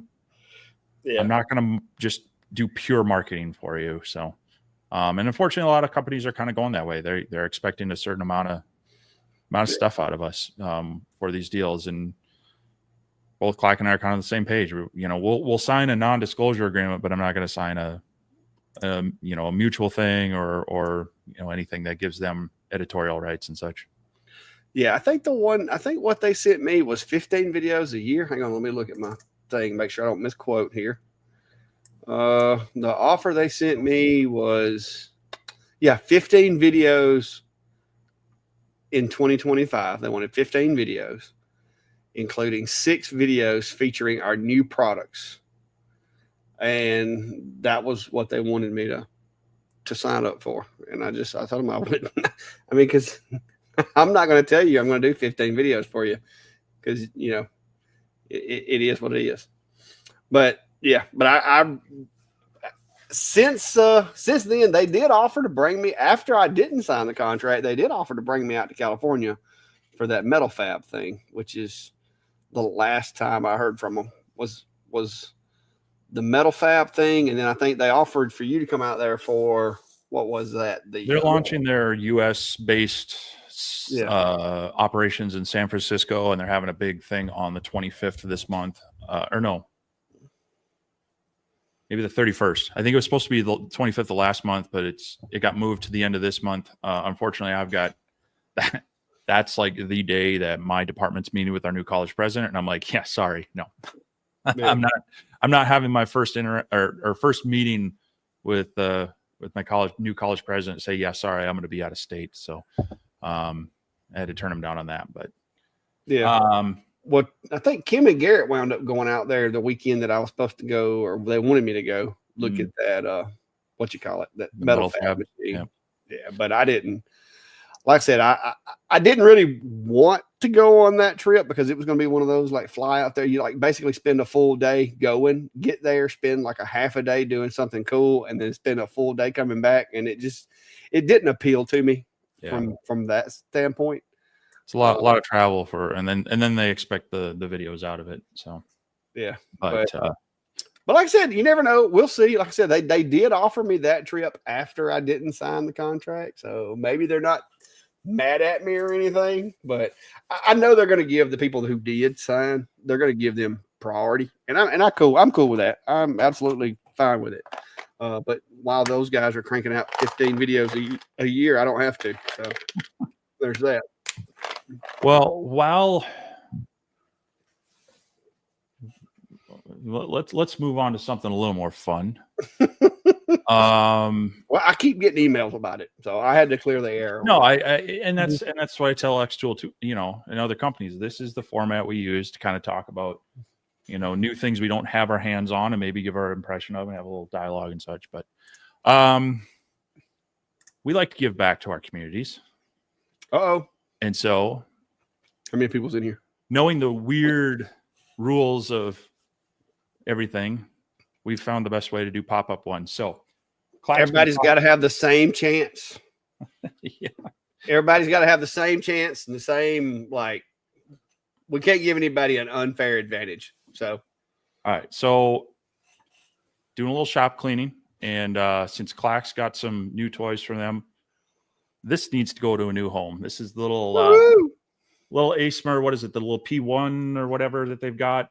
This is a 2.5 watt mini diode laser that I got last fall, and it's fun. It's cute. It's not going to win any races for cutting, but you can do some pretty cool detailed engravings. And if you want to find out more about it, check out my channel and whatnot on there. But so we're going to do a giveaway to this. International folks, sorry. If you're willing to work with me on shipping, hang on. What's it? What's it? I mean, let me look at something. Let me we can see, but I have a feeling the shipping could outweigh the cost of. Yeah, let me look at something. What's that thing called? An ASMR. What's that? The S? Is that the S? What's that thing called? Now you're gonna the S. What is it? The S1. This is the S series something. S1. Yeah. Okay. They do not have this Hey, rating. here we go. I got you on this, so that we can be fair. Well, which one's that one? You said that's the 3.5 watt. This is a 2.5 watt. 3.5. Oh, 2.5. Okay, so it's a 2.5 watt. Let me look at something. It's about a 5-pound package. Yeah. Okay. So in the event, in the event that your winner turns out to be somebody that's not in the United States, then we will see if they can get it through Amazon, and if they can, I'll cover it. How about that? We'll figure it out. So anyway, yeah, we know we got some international people, but we'll figure it out. Hopefully it won't be. But there's your keyword: Mini ASMR, Mini ACMR, however you want to say their name. ACMR. You can enter from any channel. You only need to enter once because it'll only count you once. Mark said if he waters it, will it grow up and be a big laser? It may. I mean, you may be able to plant it. But it's a like I said, it's a cool little machine. It is little, but I mean, hey. Yeah, you could do. It would be very detailed. Yeah, you can do a lot with engravings with it, and you can cut some thin basswood and things with it. But go ahead and put that entry in. We're going to run that for. I should have been more prepared. Let me add.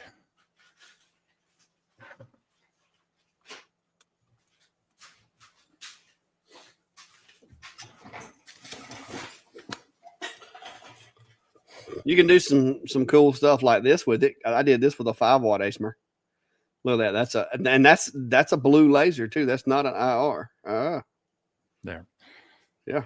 So I did that with the Pixel over there. It wasn't an ASMR. My bad. But I did that with the Pixel. It's a 5-watt. I don't know. And this is actually done with a blue laser. Mm-hmm. So yeah, this just has the 2.5 watt blue laser. Doesn't have an IR, but you can still do a lot with that. Yeah, it's kind of fun to play around with. If you're going to take it portable, you're going to want to build some sort of enclosure for it, but it does come with a set of extremely valuable and highly rated safety glasses because it's $100 laser. It's $129.99 right now. $129. I mean, we're gonna let this run for. Let this run. What, about 10 minutes? Sure, whatever you want to do. You got a timer set? Well, it's 8:33. Let's do it 8:45 local time. We'll do the draw. Give people a chance, and we can answer a few more questions. But, yeah. Yeah, Santa says just a curiosity question while I wait to win. I don't know if I missed a question or what. All that moving around I was doing. Yeah, I gotta get off the. I'm on the wrong screen. There we go. I'm not seeing the question. So, but yeah, we've talked about it in the past. We want to try to give back when we can, and that one I saved the box for, and is definitely something. This one is, you don't have to like tear completely apart too. Yeah, because some of these machines, like because I've been trying to figure out, like with the Pixie, I'm keeping the box for the Pixie. I'm keeping the box for that ASMR P2, whatever it is over there. But you're giving away the extra P2? Not the ASMR, the little orange machine right there. And this guy, I was going to try to keep all the packaging for it too, but there's actually quite a few screws and stuff. Yeah, and you put those together and pull it apart. And it could be frustrating trying to put it back in that box because I can't remember how it come out of the box. But now there is going to be a meet and greet in October. And so worst case scenario in October, I could just take a lot of machines with me to the meet and greet that I'm doing here in Clanton. And people that show up could just get take like to-go bags, like doggy bags. To-go bags. Yeah, just bring your hand trucks with you and just say, here's here's your large chunk of machine. Yeah, 45-pound machine. But yeah, because they are I've got 2 spots on the wall opened up because I've been getting rid of some machines, but yeah, they're starting to pile up again. Norton's want to know if there's any stitching kit for it. I mean, you could probably make one, but I don't know. You have to have a bigger wiring harness. Yeah, anything's possible. I mean, I've had people ask me if some of these things are compatible with rotaries. I'm like, well, the rotary is bigger than the laser. Yeah. Hey, believe it or not, the Pixie actually has a rotary port on the back of it. Yeah, a lot of them do. I mean, well, the Lumos from We Create, they've got that built in. I believe it actually works pretty good. Atom Stack, their P1, they're talking about compatibility with some stuff, and I believe Sculpt Fun's coming out with some cool new goodies in the smaller laser arena as well. So yeah, it comes out there with that. So that would be a question that you could answer maybe. David said he wants to start using his Onefinity X35 with Bill Botic's controller. Is there a way I can modify it to use G-Sender? I don't. I'm not familiar with that. No, because G-Sender is a GRBL controller software, so it's going to be looking for that. You'd have to swap out the controller on the Onefinity for that. I don't think there's many options just stock to run the Onefinity with anything but their software and interface. So if you wanted to swap out that controller and do some rewiring and such, yeah, you could put in a different controller and run it that way. But that might be a little much trouble. Yeah, I mean, at that point, I mean, well, who knows? I mean, if you get the machine really cheap, but you want to swap it out for stuff, or you just want to tinker, sure, anything's possible. But unfortunately, that one is kind of stuck with their native stuff. Jerry says at Ventari, hoping you can tell me how to keep very thin metal business cards from physically warping when engraving. I can. Pretty sure Steve can. You're going to need to. It's getting too hot. Your stuff's sitting there, so you're going to need to increase your speed. Maybe do multiple passes, or lower your power. But either way, it's just too much heat in one spot. So you gotta move it around a little bit more. Yep, either speed it up or turn the power down to the module. One of the two. Metal business cards. I did a bunch of those today testing too.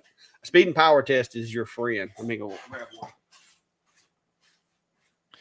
It's they've got some super thin ones out there, and then some really thick ones. There's I forget what size it is, but there's a nice happy medium that it's sometimes worth paying just a little bit more for those slightly thicker ones. But yeah, see, these are the really thin ones. Yeah.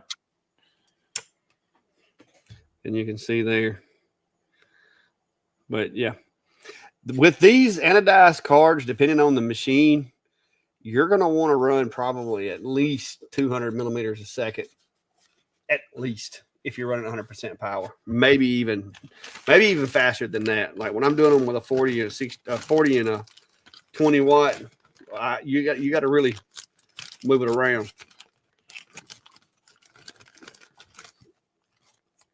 Let's see. Yeah, that was the first test I did today. That was when I realized that this machine scan offset was incorrect. Or no, this one. Maybe it was this one. No, that was it. Now that's 300 LPI. And that turned out really nice. But these are the real thin ones. These are the ones that Aesmer sent with the machine. So these are not exactly your highest quality. Now this one's a little thicker. This is the thicker material here. You can see it doesn't bend as easy. But these are the real thin ones.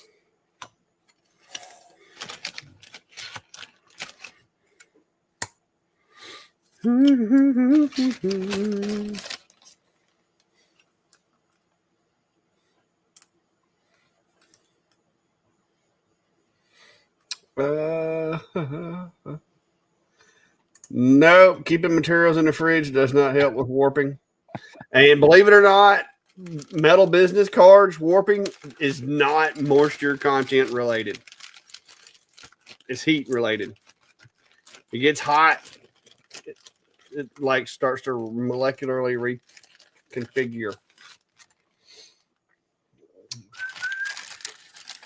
Yeah, Jerry, the really thin ones can be tough. This one's a little thicker.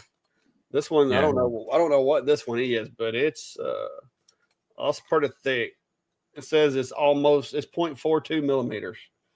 So that one's not the thickest cards I've ever seen, but I grabbed it out of a drawer and it's a little thicker than the other ones, but I wanted to test it with some brands other than the ones that came with the machine. And I like doing that Venom thing because it's just that picture just got good contrast. And even though this one's, like I said, it's a blue laser, so it's literally exposing the metal instead of turning it white, it still has a cool look to it. So, and then I played around with a little bit of photo.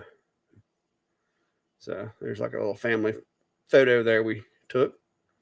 But yeah, just some of my mini testing I did. I had to quit running the laser today after exhausting half my air conditioned air out. I decided to play with CNCs for a while. So Ryan, the Onefinity does have a Buildbotics controller, but it doesn't act like a normal controller. It's looking just for G code to interpret. It's basically its own computer at that point. So the software on another controller plugged into it wouldn't know what to do. It wouldn't really receive that data. You'd have to basically flash it and rebuild it up as just a standalone CNC controller. So as it stands, you can't, as far as I understand, you can't run G-Sender without really rebuilding the controller or replacing it. So natively, it doesn't work. As far as I've looked in some of these things. I mean, I don't mind the Onefinity interface, but I also wouldn't mind having G-Sender be able to control it. So you got one sitting over there. You probably wouldn't mind having one. You know, my CNC machines, my first ones all ran Mach 3, and it was a little archaic, but it had a lot of control. So going to the Onefinity Buildbotics was a little bit of like a dumbed down interface. So yeah. All right, a couple more minutes on the drawing, and then we'll pull that. Let me just double check. We got 83 entries, and there's 177 people between all the channels. So this is kind of your warning. Hashtag mini ACMER, mini ASMER, however you want to say that. And that's for the mini S1 laser. Yep. And if you haven't, go ahead and hit that thumbs up button while you're at it too. That way we can hopefully get a few more likes in there. Oh, there's a few more. Apparently we had some folks slipping. But or they're just doubling down, making sure their entry was counted. Yeah. Chris said save the poster. Thanks, Chris. Yeah, so Atom Stack uses a third-party. A lot of companies use third-party tracking tool for that to do all the payments and the affiliate linking and such. And one of the companies bought out another one, and they've been transitioning people over. So they don't work for either of us right now. I've actually contacted both Atom Stack and the company. Atom Stack said they're looking into it, and the company said, well, they need to load funds into their account. So basically, Atom Stack needs to put some money in the bank account for them to process those links. So unfortunately, the direct links, affiliate links for us don't work. But if you're going to get it on Amazon by chance, those do. Yeah, the Amazon links do work, but there are some random things that don't. Yeah. There's some of their machines that aren't on Amazon, but a lot of them are on Amazon, and they're usually cheaper. But Atom Stack does like for you to drive the purchases through their website. But like Steve said, right now their links are broken. Yeah, I mean, it depends. Sometimes you can get better deals straight through the manufacturer and such, but so we try to offer both. So, all right, I'm going to pop this back up. Woohoo! So and we're going to go ahead and hide that for now. So we're going to draw this. So we're going to draw it once, and I keep clicking on the wrong thing. When the drawing's done, we're going to want the winner to chime up in chat that they're here. And I'm going to flash up my email on the bottom of the screen. I'm going to want you to just in chat, maybe put the first 3 or 4 letters of your email address so I can confirm that. Send me an email with your information. We'll get connected and we'll go from there. So absolute last call for entries. We're at 94 and I am going to draw it here in about 5, 4, 3, 2, 2.5, 1.5, 0. All right. Who's going to be the lucky person today? Who will it be? Who will it be? Gonna tease us. Big Heart 86. All right. Big Heart 86. Where is Big Heart 86 from? did we get one of those the folks from across the borders, or is he a local fellow there? Oh, well, we'll find out. Big Heart, if you can, there you go. Just drop in the first little part of your email in chat, and then go ahead and email me there, ventari@gmail.com. He's in North Alabama. All right. Wow. We'll just have you send him something. As they say, if it didn't work out, we could just about have him run by here. But go ahead and email me your shipping information and such. I'll get with you on that. We'll get this sent off, and you'll have a fun mini laser to play with. Yeah, and what Steve's trying to get you to do is send that email to his Ventari@gmail, but in the chat, like type in like maybe the first 5 or 6 letters of your email address. We don't want you disclosing your entire email address, but what we're trying to do is just to make sure that in case there's an imposter that tries to email Steve, he'll know which one is you, because he'll already have in chat, he has the first 5 or 6 letters of your email address. So we always like to do that to make sure that, it's not an imposter or somebody just emailing us and intercepting the prize. Yeah.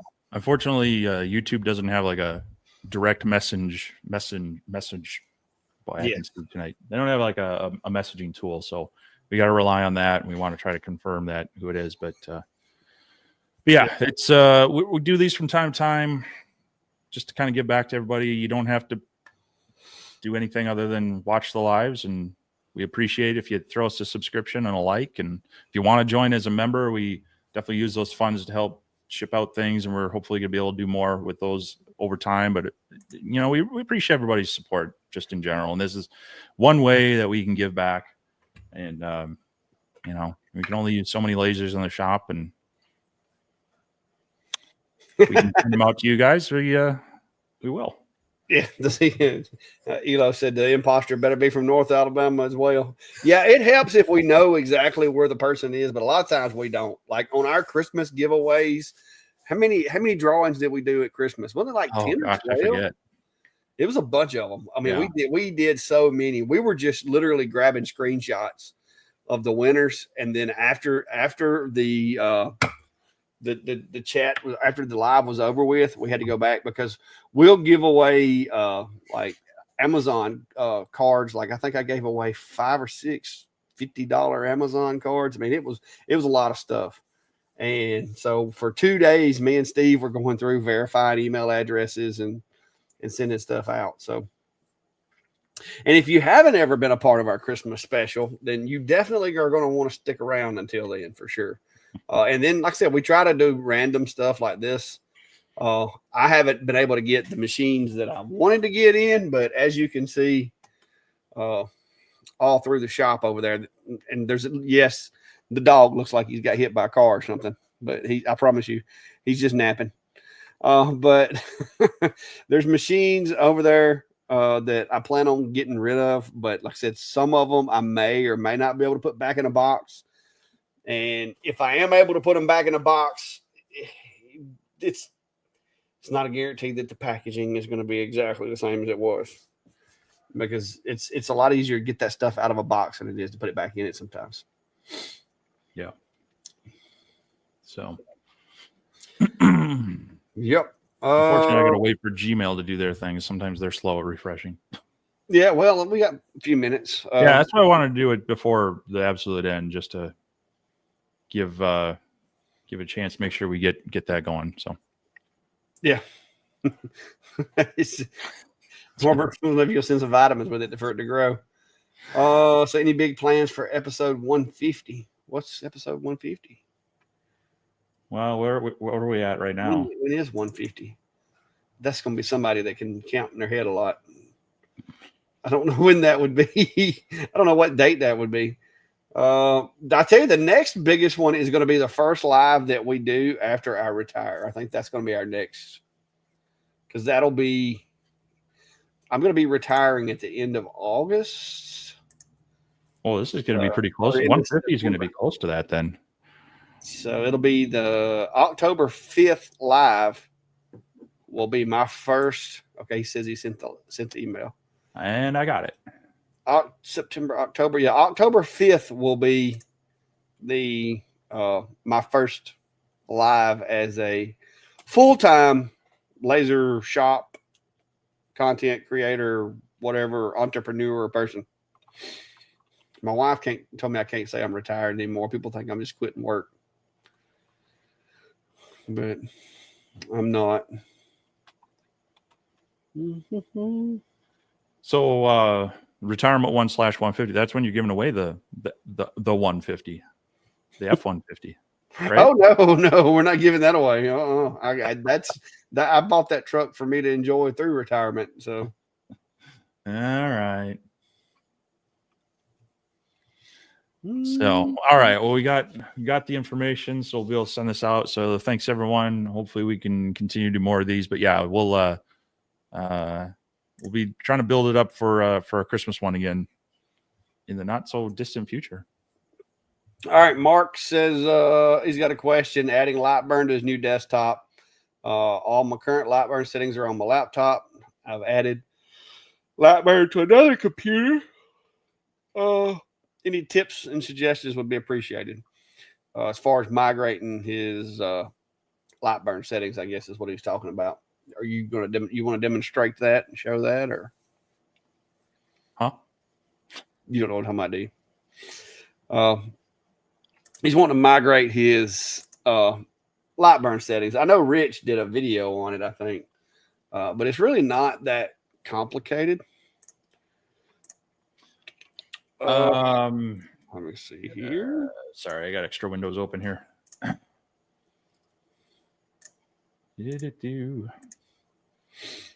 All right, so you basically have a little up here in the top.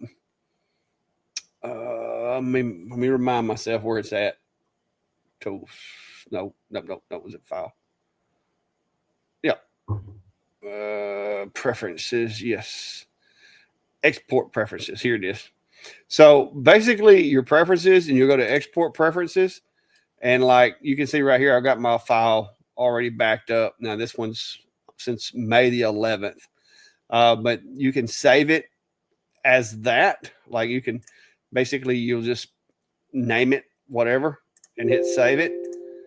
And then when you go to your new computer, you would move that over to a thumb drive. And when you go to a new computer, you're going to go over here and do the same thing. Go to file and then go to preferences, and you're going to hit import, and then import them from that like thumb drive or wherever you save that from, as far as like all the settings and the way that this is configured.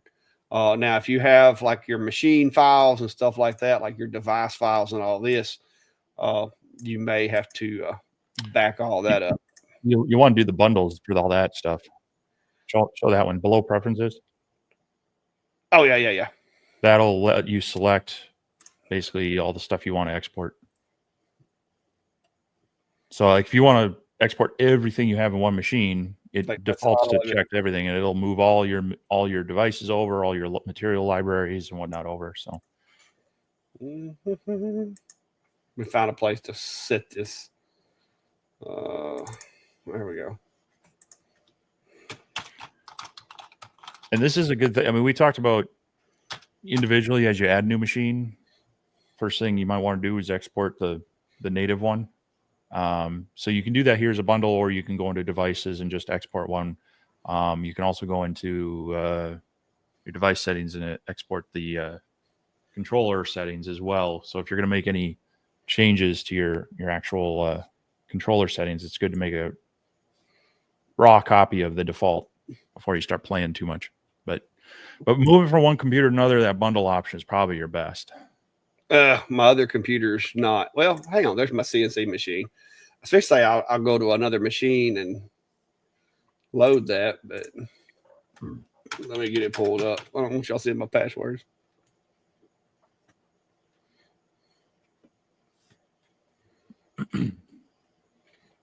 Well, it's being a little slow. But yeah. Oh, there it comes. Here it comes. All right. So, see if it'll show my screen now.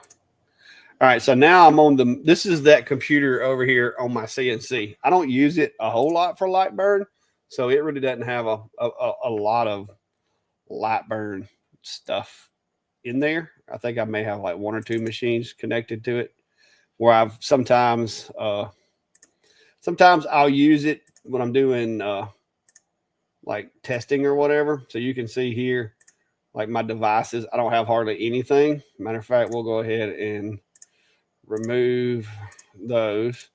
So if I go over here, now if I want to import my bundle, I'm just going to go to import bundle and see if I can remember where I saved that. Let's see. Yep. Nope. Uh-oh. It's not connected to the same drive? Yeah, I got it. I just got to find it. Backups. All right. So there's that bundle that we just exported a minute ago. I'm going to hit open. And it's all of it selected. So I'm just going to tell it to import. And now you can see I have all of my devices are here. You've got my libraries are here. My material libraries are here. Well, some of them. There they are. So yeah. So that way you moved everything, and my screen looks exactly like it did on the other machine for the most part. Now, I will tell you this, be aware that if because this computer is hooked to that Roku TV that you see on the wall over there. And so the resolution of this Roku TV is not the same as this monitor in my workstation. And so you may see some slight like boxes getting bigger, smaller, resizing and moving based on monitor resolution. So just be aware of that, because it's going to look different on different resolution TVs. But that's how you go about it. So now I have all of my machines accessible on this this computer, and I'm bad to offload machines when I'm not using them. So like after I get through using a machine, I'll basically export all the settings to a local save place and just remove it from LightBurn, because it gets, you could ask Steve, it gets a little annoying having to scroll through lasers to find the one that you're actually using. But yep. I hope that answered your questions. Yeah. There. Which is bringing us real close up to 2 hours. So yeah, last questions or whatnot, hit them up now. So, but Steve Wright's apparently good at math. He said looks like October 19th is episode 150. Yeah, I told you it's gonna be right around. Yeah, that'll be a couple of weeks after retirement. I don't know. Maybe it's just because it was 150, just the number. I don't know. But Cody's got to take off, so we'll see you next week, Cody. Oh, yeah, appreciate he dropped us a dime a while ago on there. Appreciate that. And if you caught my last video, which was on the SainSmart 3020, I only used his bits for that review, and I ran them at the full speed. I mean, both 1/8 inch and 1/4 inch bits. I ran it at the full recommended speed. Only had to back off a little bit on the. Well, he didn't even have recommended speeds for the aluminum. So I asked him about it and was playing with it. He's like, I think you're the first one to try to do that. So, on the 1/8 inch O-flute. So, but no, that I like his bits. They worked well in that machine. They've worked well on a lot of the other machines. So definitely, I mean, he made them for makers with, all types of machines, from, ones that aren't as sturdy on up to, more commercial size. So Yeah, if well, I'm you're in using them if you're in on the on a not so sturdy machine. well, you got to do a little more playing again with that, but we'll see. But yeah, I mean, if you're doing some CNC work and looking for a good set of bits you haven't, please go check out Cody. He's a good guy. He's very supportive of makers and such, and has a good product that he stands behind. So always happy to support him. And he doesn't pay us in any way to say that. That's just me using his stuff for many years and being very happy with it. Yep, and we don't even ask for like affiliate stuff or nothing. We're just doing it to support. Yeah, we want him to keep all that money. Cody in his venture. You know what I mean? So if it's not like he's passing us money or whatever to tell you guys this. Now we do get to test out new bits. That's a perk that we have that not everybody has. So like there's some experimental bits that me and Steve do get to have early play with them. But we're just quality controlling for you guys. We're just trying to make sure Cody's bits do what they're supposed to do, which they do. And I was sitting over here earlier and I'm trying to watch this CNC and Biscuit's over there nudging me. And I'm like, you got to quit because I'm trying not to break a bit. Because if I break a bit, Steve's going to give me a hard time. Because there was a couple of times that I didn't realize it was diving. Like this little machine actually it did actually work at 1.5 depth of cut with this 1/8" bit. Now it sounded like something was fixing to come apart, but it did it without breaking the bit. Cool. That Cool. 1.5 was a bit much for that little 50-watt spindle. So any new projects in the work? Oh yeah, lots of testing. I've got an order for some plaques that I had to make a design for. Let me go get it.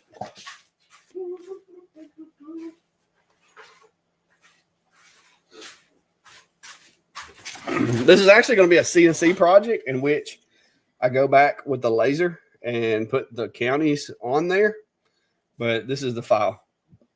So I went ahead and I just cut the whole thing out of plywood just for demonstration purposes to the customer.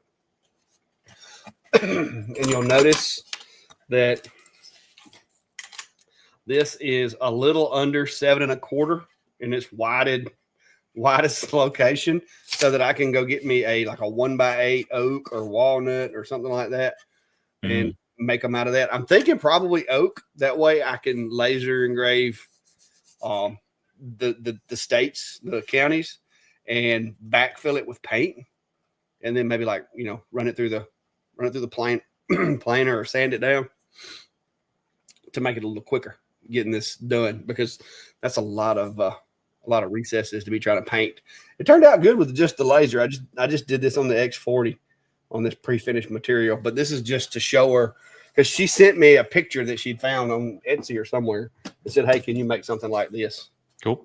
And she said, I need 4 of them. And I'm like, well, sure. The only thing that I'm not really happy about is it's Crenshaw County. It's really thin. And so I had to kind of catty corner my text. And I'm not crazy about that, but I don't, if I make the text too small, you're not gonna be able to read it. Well, just hyphenate it to Seashaw. I don't know that they would appreciate that down in Crenshaw County. But see, right. Well, I think you need to have a little discussion with your state about. I mean, you got 1 or 2 counties that are actually square. Well, they're pretty close, but the rivers is the divide. No, none of them are close. Most of them are jagged as all heck. But they're all the rivers divide the counties, so that's why the edges are like that. Yeah, I know. See, here's my county right there, right in the center of the state, right there.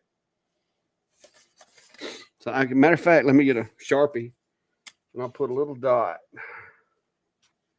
There you go. I put a dot right there about where I am. There it is. Woo! Cool. But yeah, so I'm working on that. I think I got everything caught up last week. I had to make a whole bunch of name signs. I think I'm pretty much caught up. I've stove covers. I've got a couple things in the works. I got to see if I can. I got to work some things out yet, but some of these are just more like personal fun projects, so they easily get pushed off to the side. But going to be playing around with a little bit of stuff that's going to need some kerf settings to be just right. Also have a project that is going to involve a laser and the UV printer. Project for a friend of mine. He's working on a thing, and I'm might be a little delayed in sharing that just because he's got to do his work as well. But it's kind of a cool thing that he's working on. He said he saw something I did with it, and he said, "Hey, can you maybe help me out with this?" So, but I also have some, like you say, I got some machine stuff, and I'm working with this enclosure thing and whatnot, and so yeah. There's going to be some videos coming pretty soon for me as soon as I get through these reviews of these machines, which I'm going to be honest with you, they're 5 and 3.5 watt diode lasers. Other than just testing them and making sure the tolerances are what they should be, there's not. These are your bare bones XYZ axis manual focus. I mean, these aren't any machines that's going to require a whole lot of technical information, but I just want to test them thoroughly and get a good grasp for what they'd be good at and who I think they would be good for. Because like the little orange Aismer over there, I mean, it's a less than $300 laser that's got a 300 by 300 work area, I think it is. So I mean, it's, you know, if you wanted a first engraving machine, because that's really all it's going to be good for, that might work for you. Aaron's wanting to know if either one of us have experience with the LP4. Yes, I think we both. Do you have the LP4? No. Okay. Yes, I have the LP4. It's highly portable, pretty easy to use. It's like I said, it's a 10 watt blue with like a 1 point something 2 watt IR. It's actually at my office at the PD. We use it for like when things come in that need to be serialized that don't have a serial number or whatever, and we need to put it in our management software. I use it to put numbers on stuff because it's just really handy. You can do it with your phone, and all I'm doing is basically like 1, 2, 3, 4, 5, 6, 7, 8, 9, 10. So it's not like I'm doing anything too complex. It's if I had to pick between it and the F1, I do like my F1 better because of the enclosure and stuff for doing events. But for doing what I'm doing in a controlled environment where nobody else is around and I can just wear glasses, the LP4 works really good for me for what I'm doing. And I'm using my phone to control it. So that's a plus. Yep. Oh, I think we both clicked one. What's up, Brett?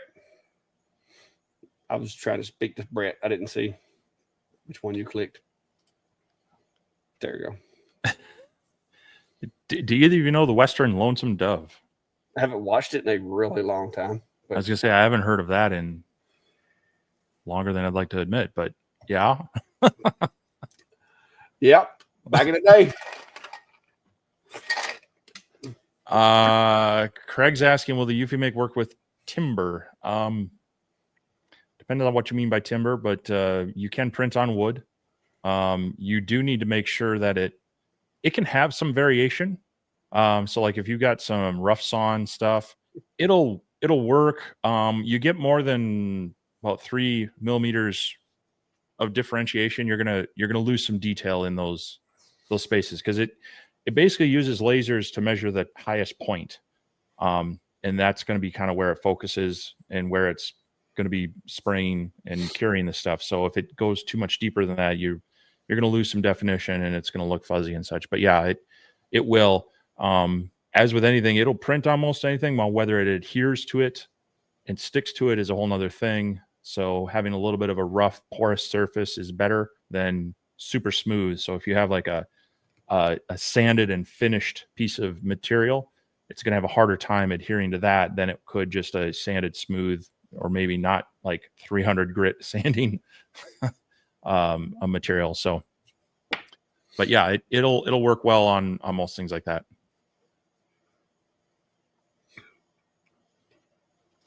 Yeah, Aaron's saying they got it for free. Thanks for the input. For free, it will work. We already have won the air purifier, so I was hoping it would work. It works okay for shows, personalized, and small stuff. Yeah, it'll work. The biggest hang up that I would have at a show would be that darn cone, because the LP4, the way the cone went on there is just magnetic and it just sticks to it. And the LP5, they kind of tried to address that by having a little piece of the cone that would pop out. The only thing that I can say is either you're going to have to like set it to where you hit the up and down arrow and it moves it like 25 millimeters up. Then you can position your material and bump the button. It's a little rough trying to use it with that little protective cone on there.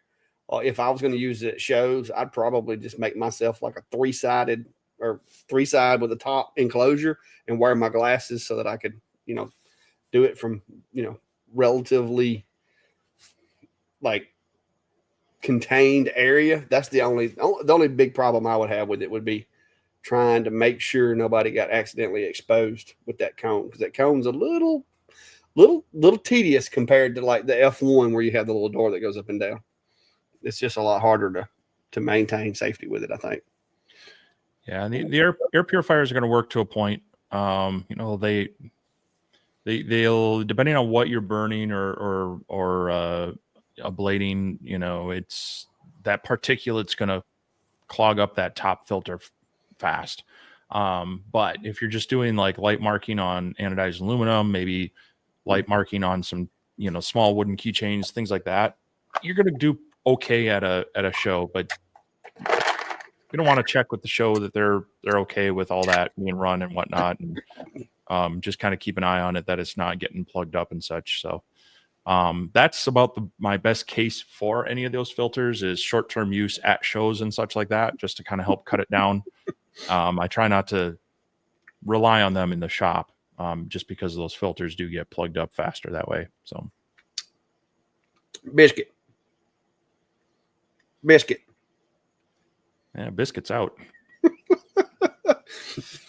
That dog can sleep through anything. Now I'm gonna tell you, earlier it come a little thunderstorm and it hit, like there was some lightning hit really close to this shop, and I swear that big old dog was in my lap. Like when it popped, he came over here quick. But yeah, he can sleep. That dog, that's all he does, I think. All right, well, 2 hours and 12 minutes. We got one more question. I think we'll answer this one and see what we got from there. Jerry saying, what is your thoughts on cutting air filter material on a laser? Do you think it's safe? That depends what it's made out of. But yeah, it's really going to depend on what it is. A lot of that stuff, like your furnace air filters, the fibers in it, I'm not sure what all of them are made of, but I'd be concerned of, what type of material it is. Certain foams are okay, but some are also going to create some bad gases and such. I would look into it, see if you can get if you can find out what the material is made of, then you can kind of try to search for like an MSDS sheet or whatever it is, and just go through any of the compounds in there to ensure that they're not going to create like hazardous gases and such. And I know people will say, oh, I can vent it outside, but you're venting it outside to your neighbors and such. So unless you can really be sure that it's not having an impact. I mean, if a company did that, you'd have the EPA on them pretty quick. So shouldn't be doing it as hobbyists and small businesses either. So just really try to find out what the material is made of. Even like EVA foam and whatnot, it's relatively safe, but the particulate and such, you don't necessarily want to breathe in and such. So you kind of want to try to filter that before exhausting it, things like that. But yeah, I don't know. It's not something I've looked into to figure out. Yeah, it seems like it would be a really high probability for a fire. That small of that small of material. Just be careful with it, no doubt. Brent's asking best place to get license plates white license plates for laser engraving. I've only dealt with black ones. I've got some that are black on one side and white on the other, but I've never really tried engraving the white side. So I don't really have anything for you on that one. I get the black ones from Amazon. They work pretty well, especially with the IR. Just that nice black and white contrast. Yeah, we got to have tags front and back here, so it's not something I look at too closely. I've got one on my trailer, but I just had a buddy do some vinyl decals on it for me because I've got a lifetime tag on the other part of it. I don't have to have the actual plate on it because it's a single axle under a certain size. They just do a one-time registration fee on those. Yeah, Jim says on that filter stuff, straight edge and a razor knife work. I've always just used scissors because I've got a couple of situations where I've made like little filters and stuff for stuff, and I've always just used scissors. Yeah, I was trying to do a quick search on it. They say they're made of polyester or synthetic materials, and it's those synthetic materials I'm concerned about. Yeah, because some of them are not so flammable friendly. Yeah, it's like I got my new air conditioner put in the other day, and they were saying that this new high efficiency air conditioner that we bought uses a refrigerant that is, what did they call it? Somewhat flammable, like slightly flammable. I'm like, how's it slightly flammable? It's either flammable or it ain't.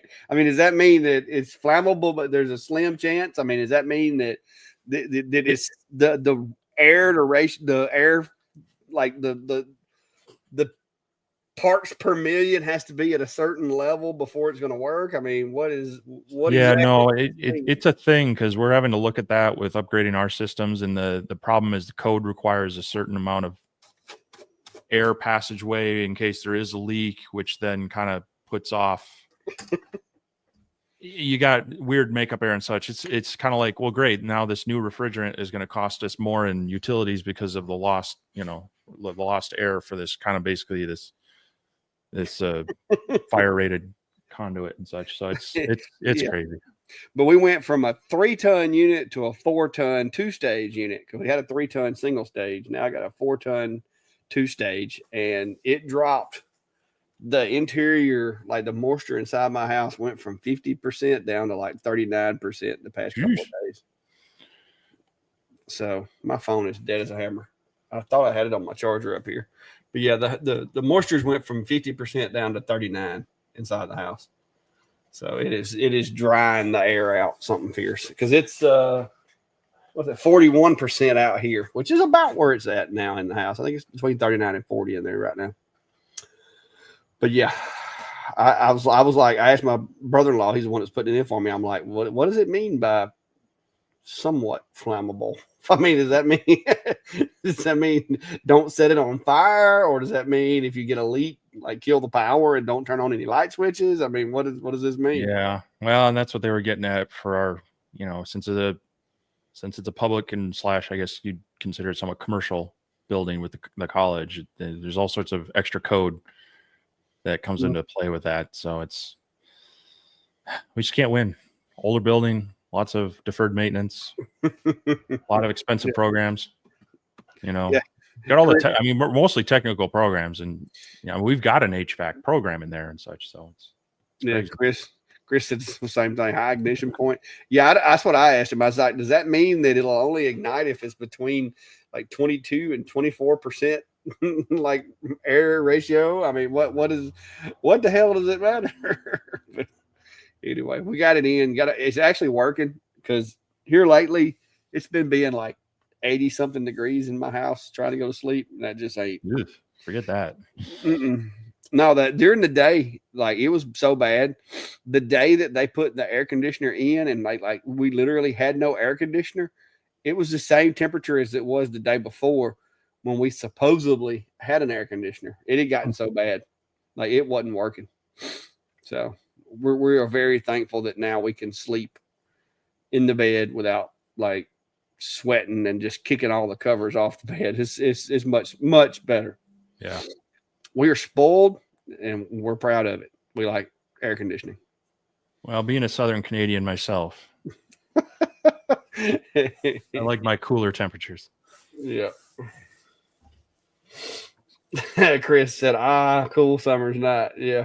Well, I mean, 80 degrees for him. That's I mean, over there where he's at, I mean, I get it, but but what's the humidity over there though, Chris? I mean, what's your average humidity run? Hey, I'm just saying 80 degrees centigrade doesn't matter what the humidity is. You're miserable. Is he doing centigrade or Fahrenheit? Which degrees is he Part of referring? the joke there. I mean, Oh, I don't know what he's meaning. I'm just saying, if coming from an Australian, I would. But yeah, it's crazy. Crazy. All right, guys. Well, congratulations on the North Alabama resident who won a laser tonight. Yeah, big heart. We'll get that sent out to you. And stay tuned for more of these in the future. Like I say, we're just try to follow the rules. We're making it fair to everybody and just dropping them live, and anybody that's here can enter to win. So, yep. And there'll be more to come. More to come. So y'all stay tuned because I'm gonna have some videos coming out this week. Hopefully, y'all can check out some of this newer technology. But until next time, be safe and have a good night. we'll see you, everyone. Later.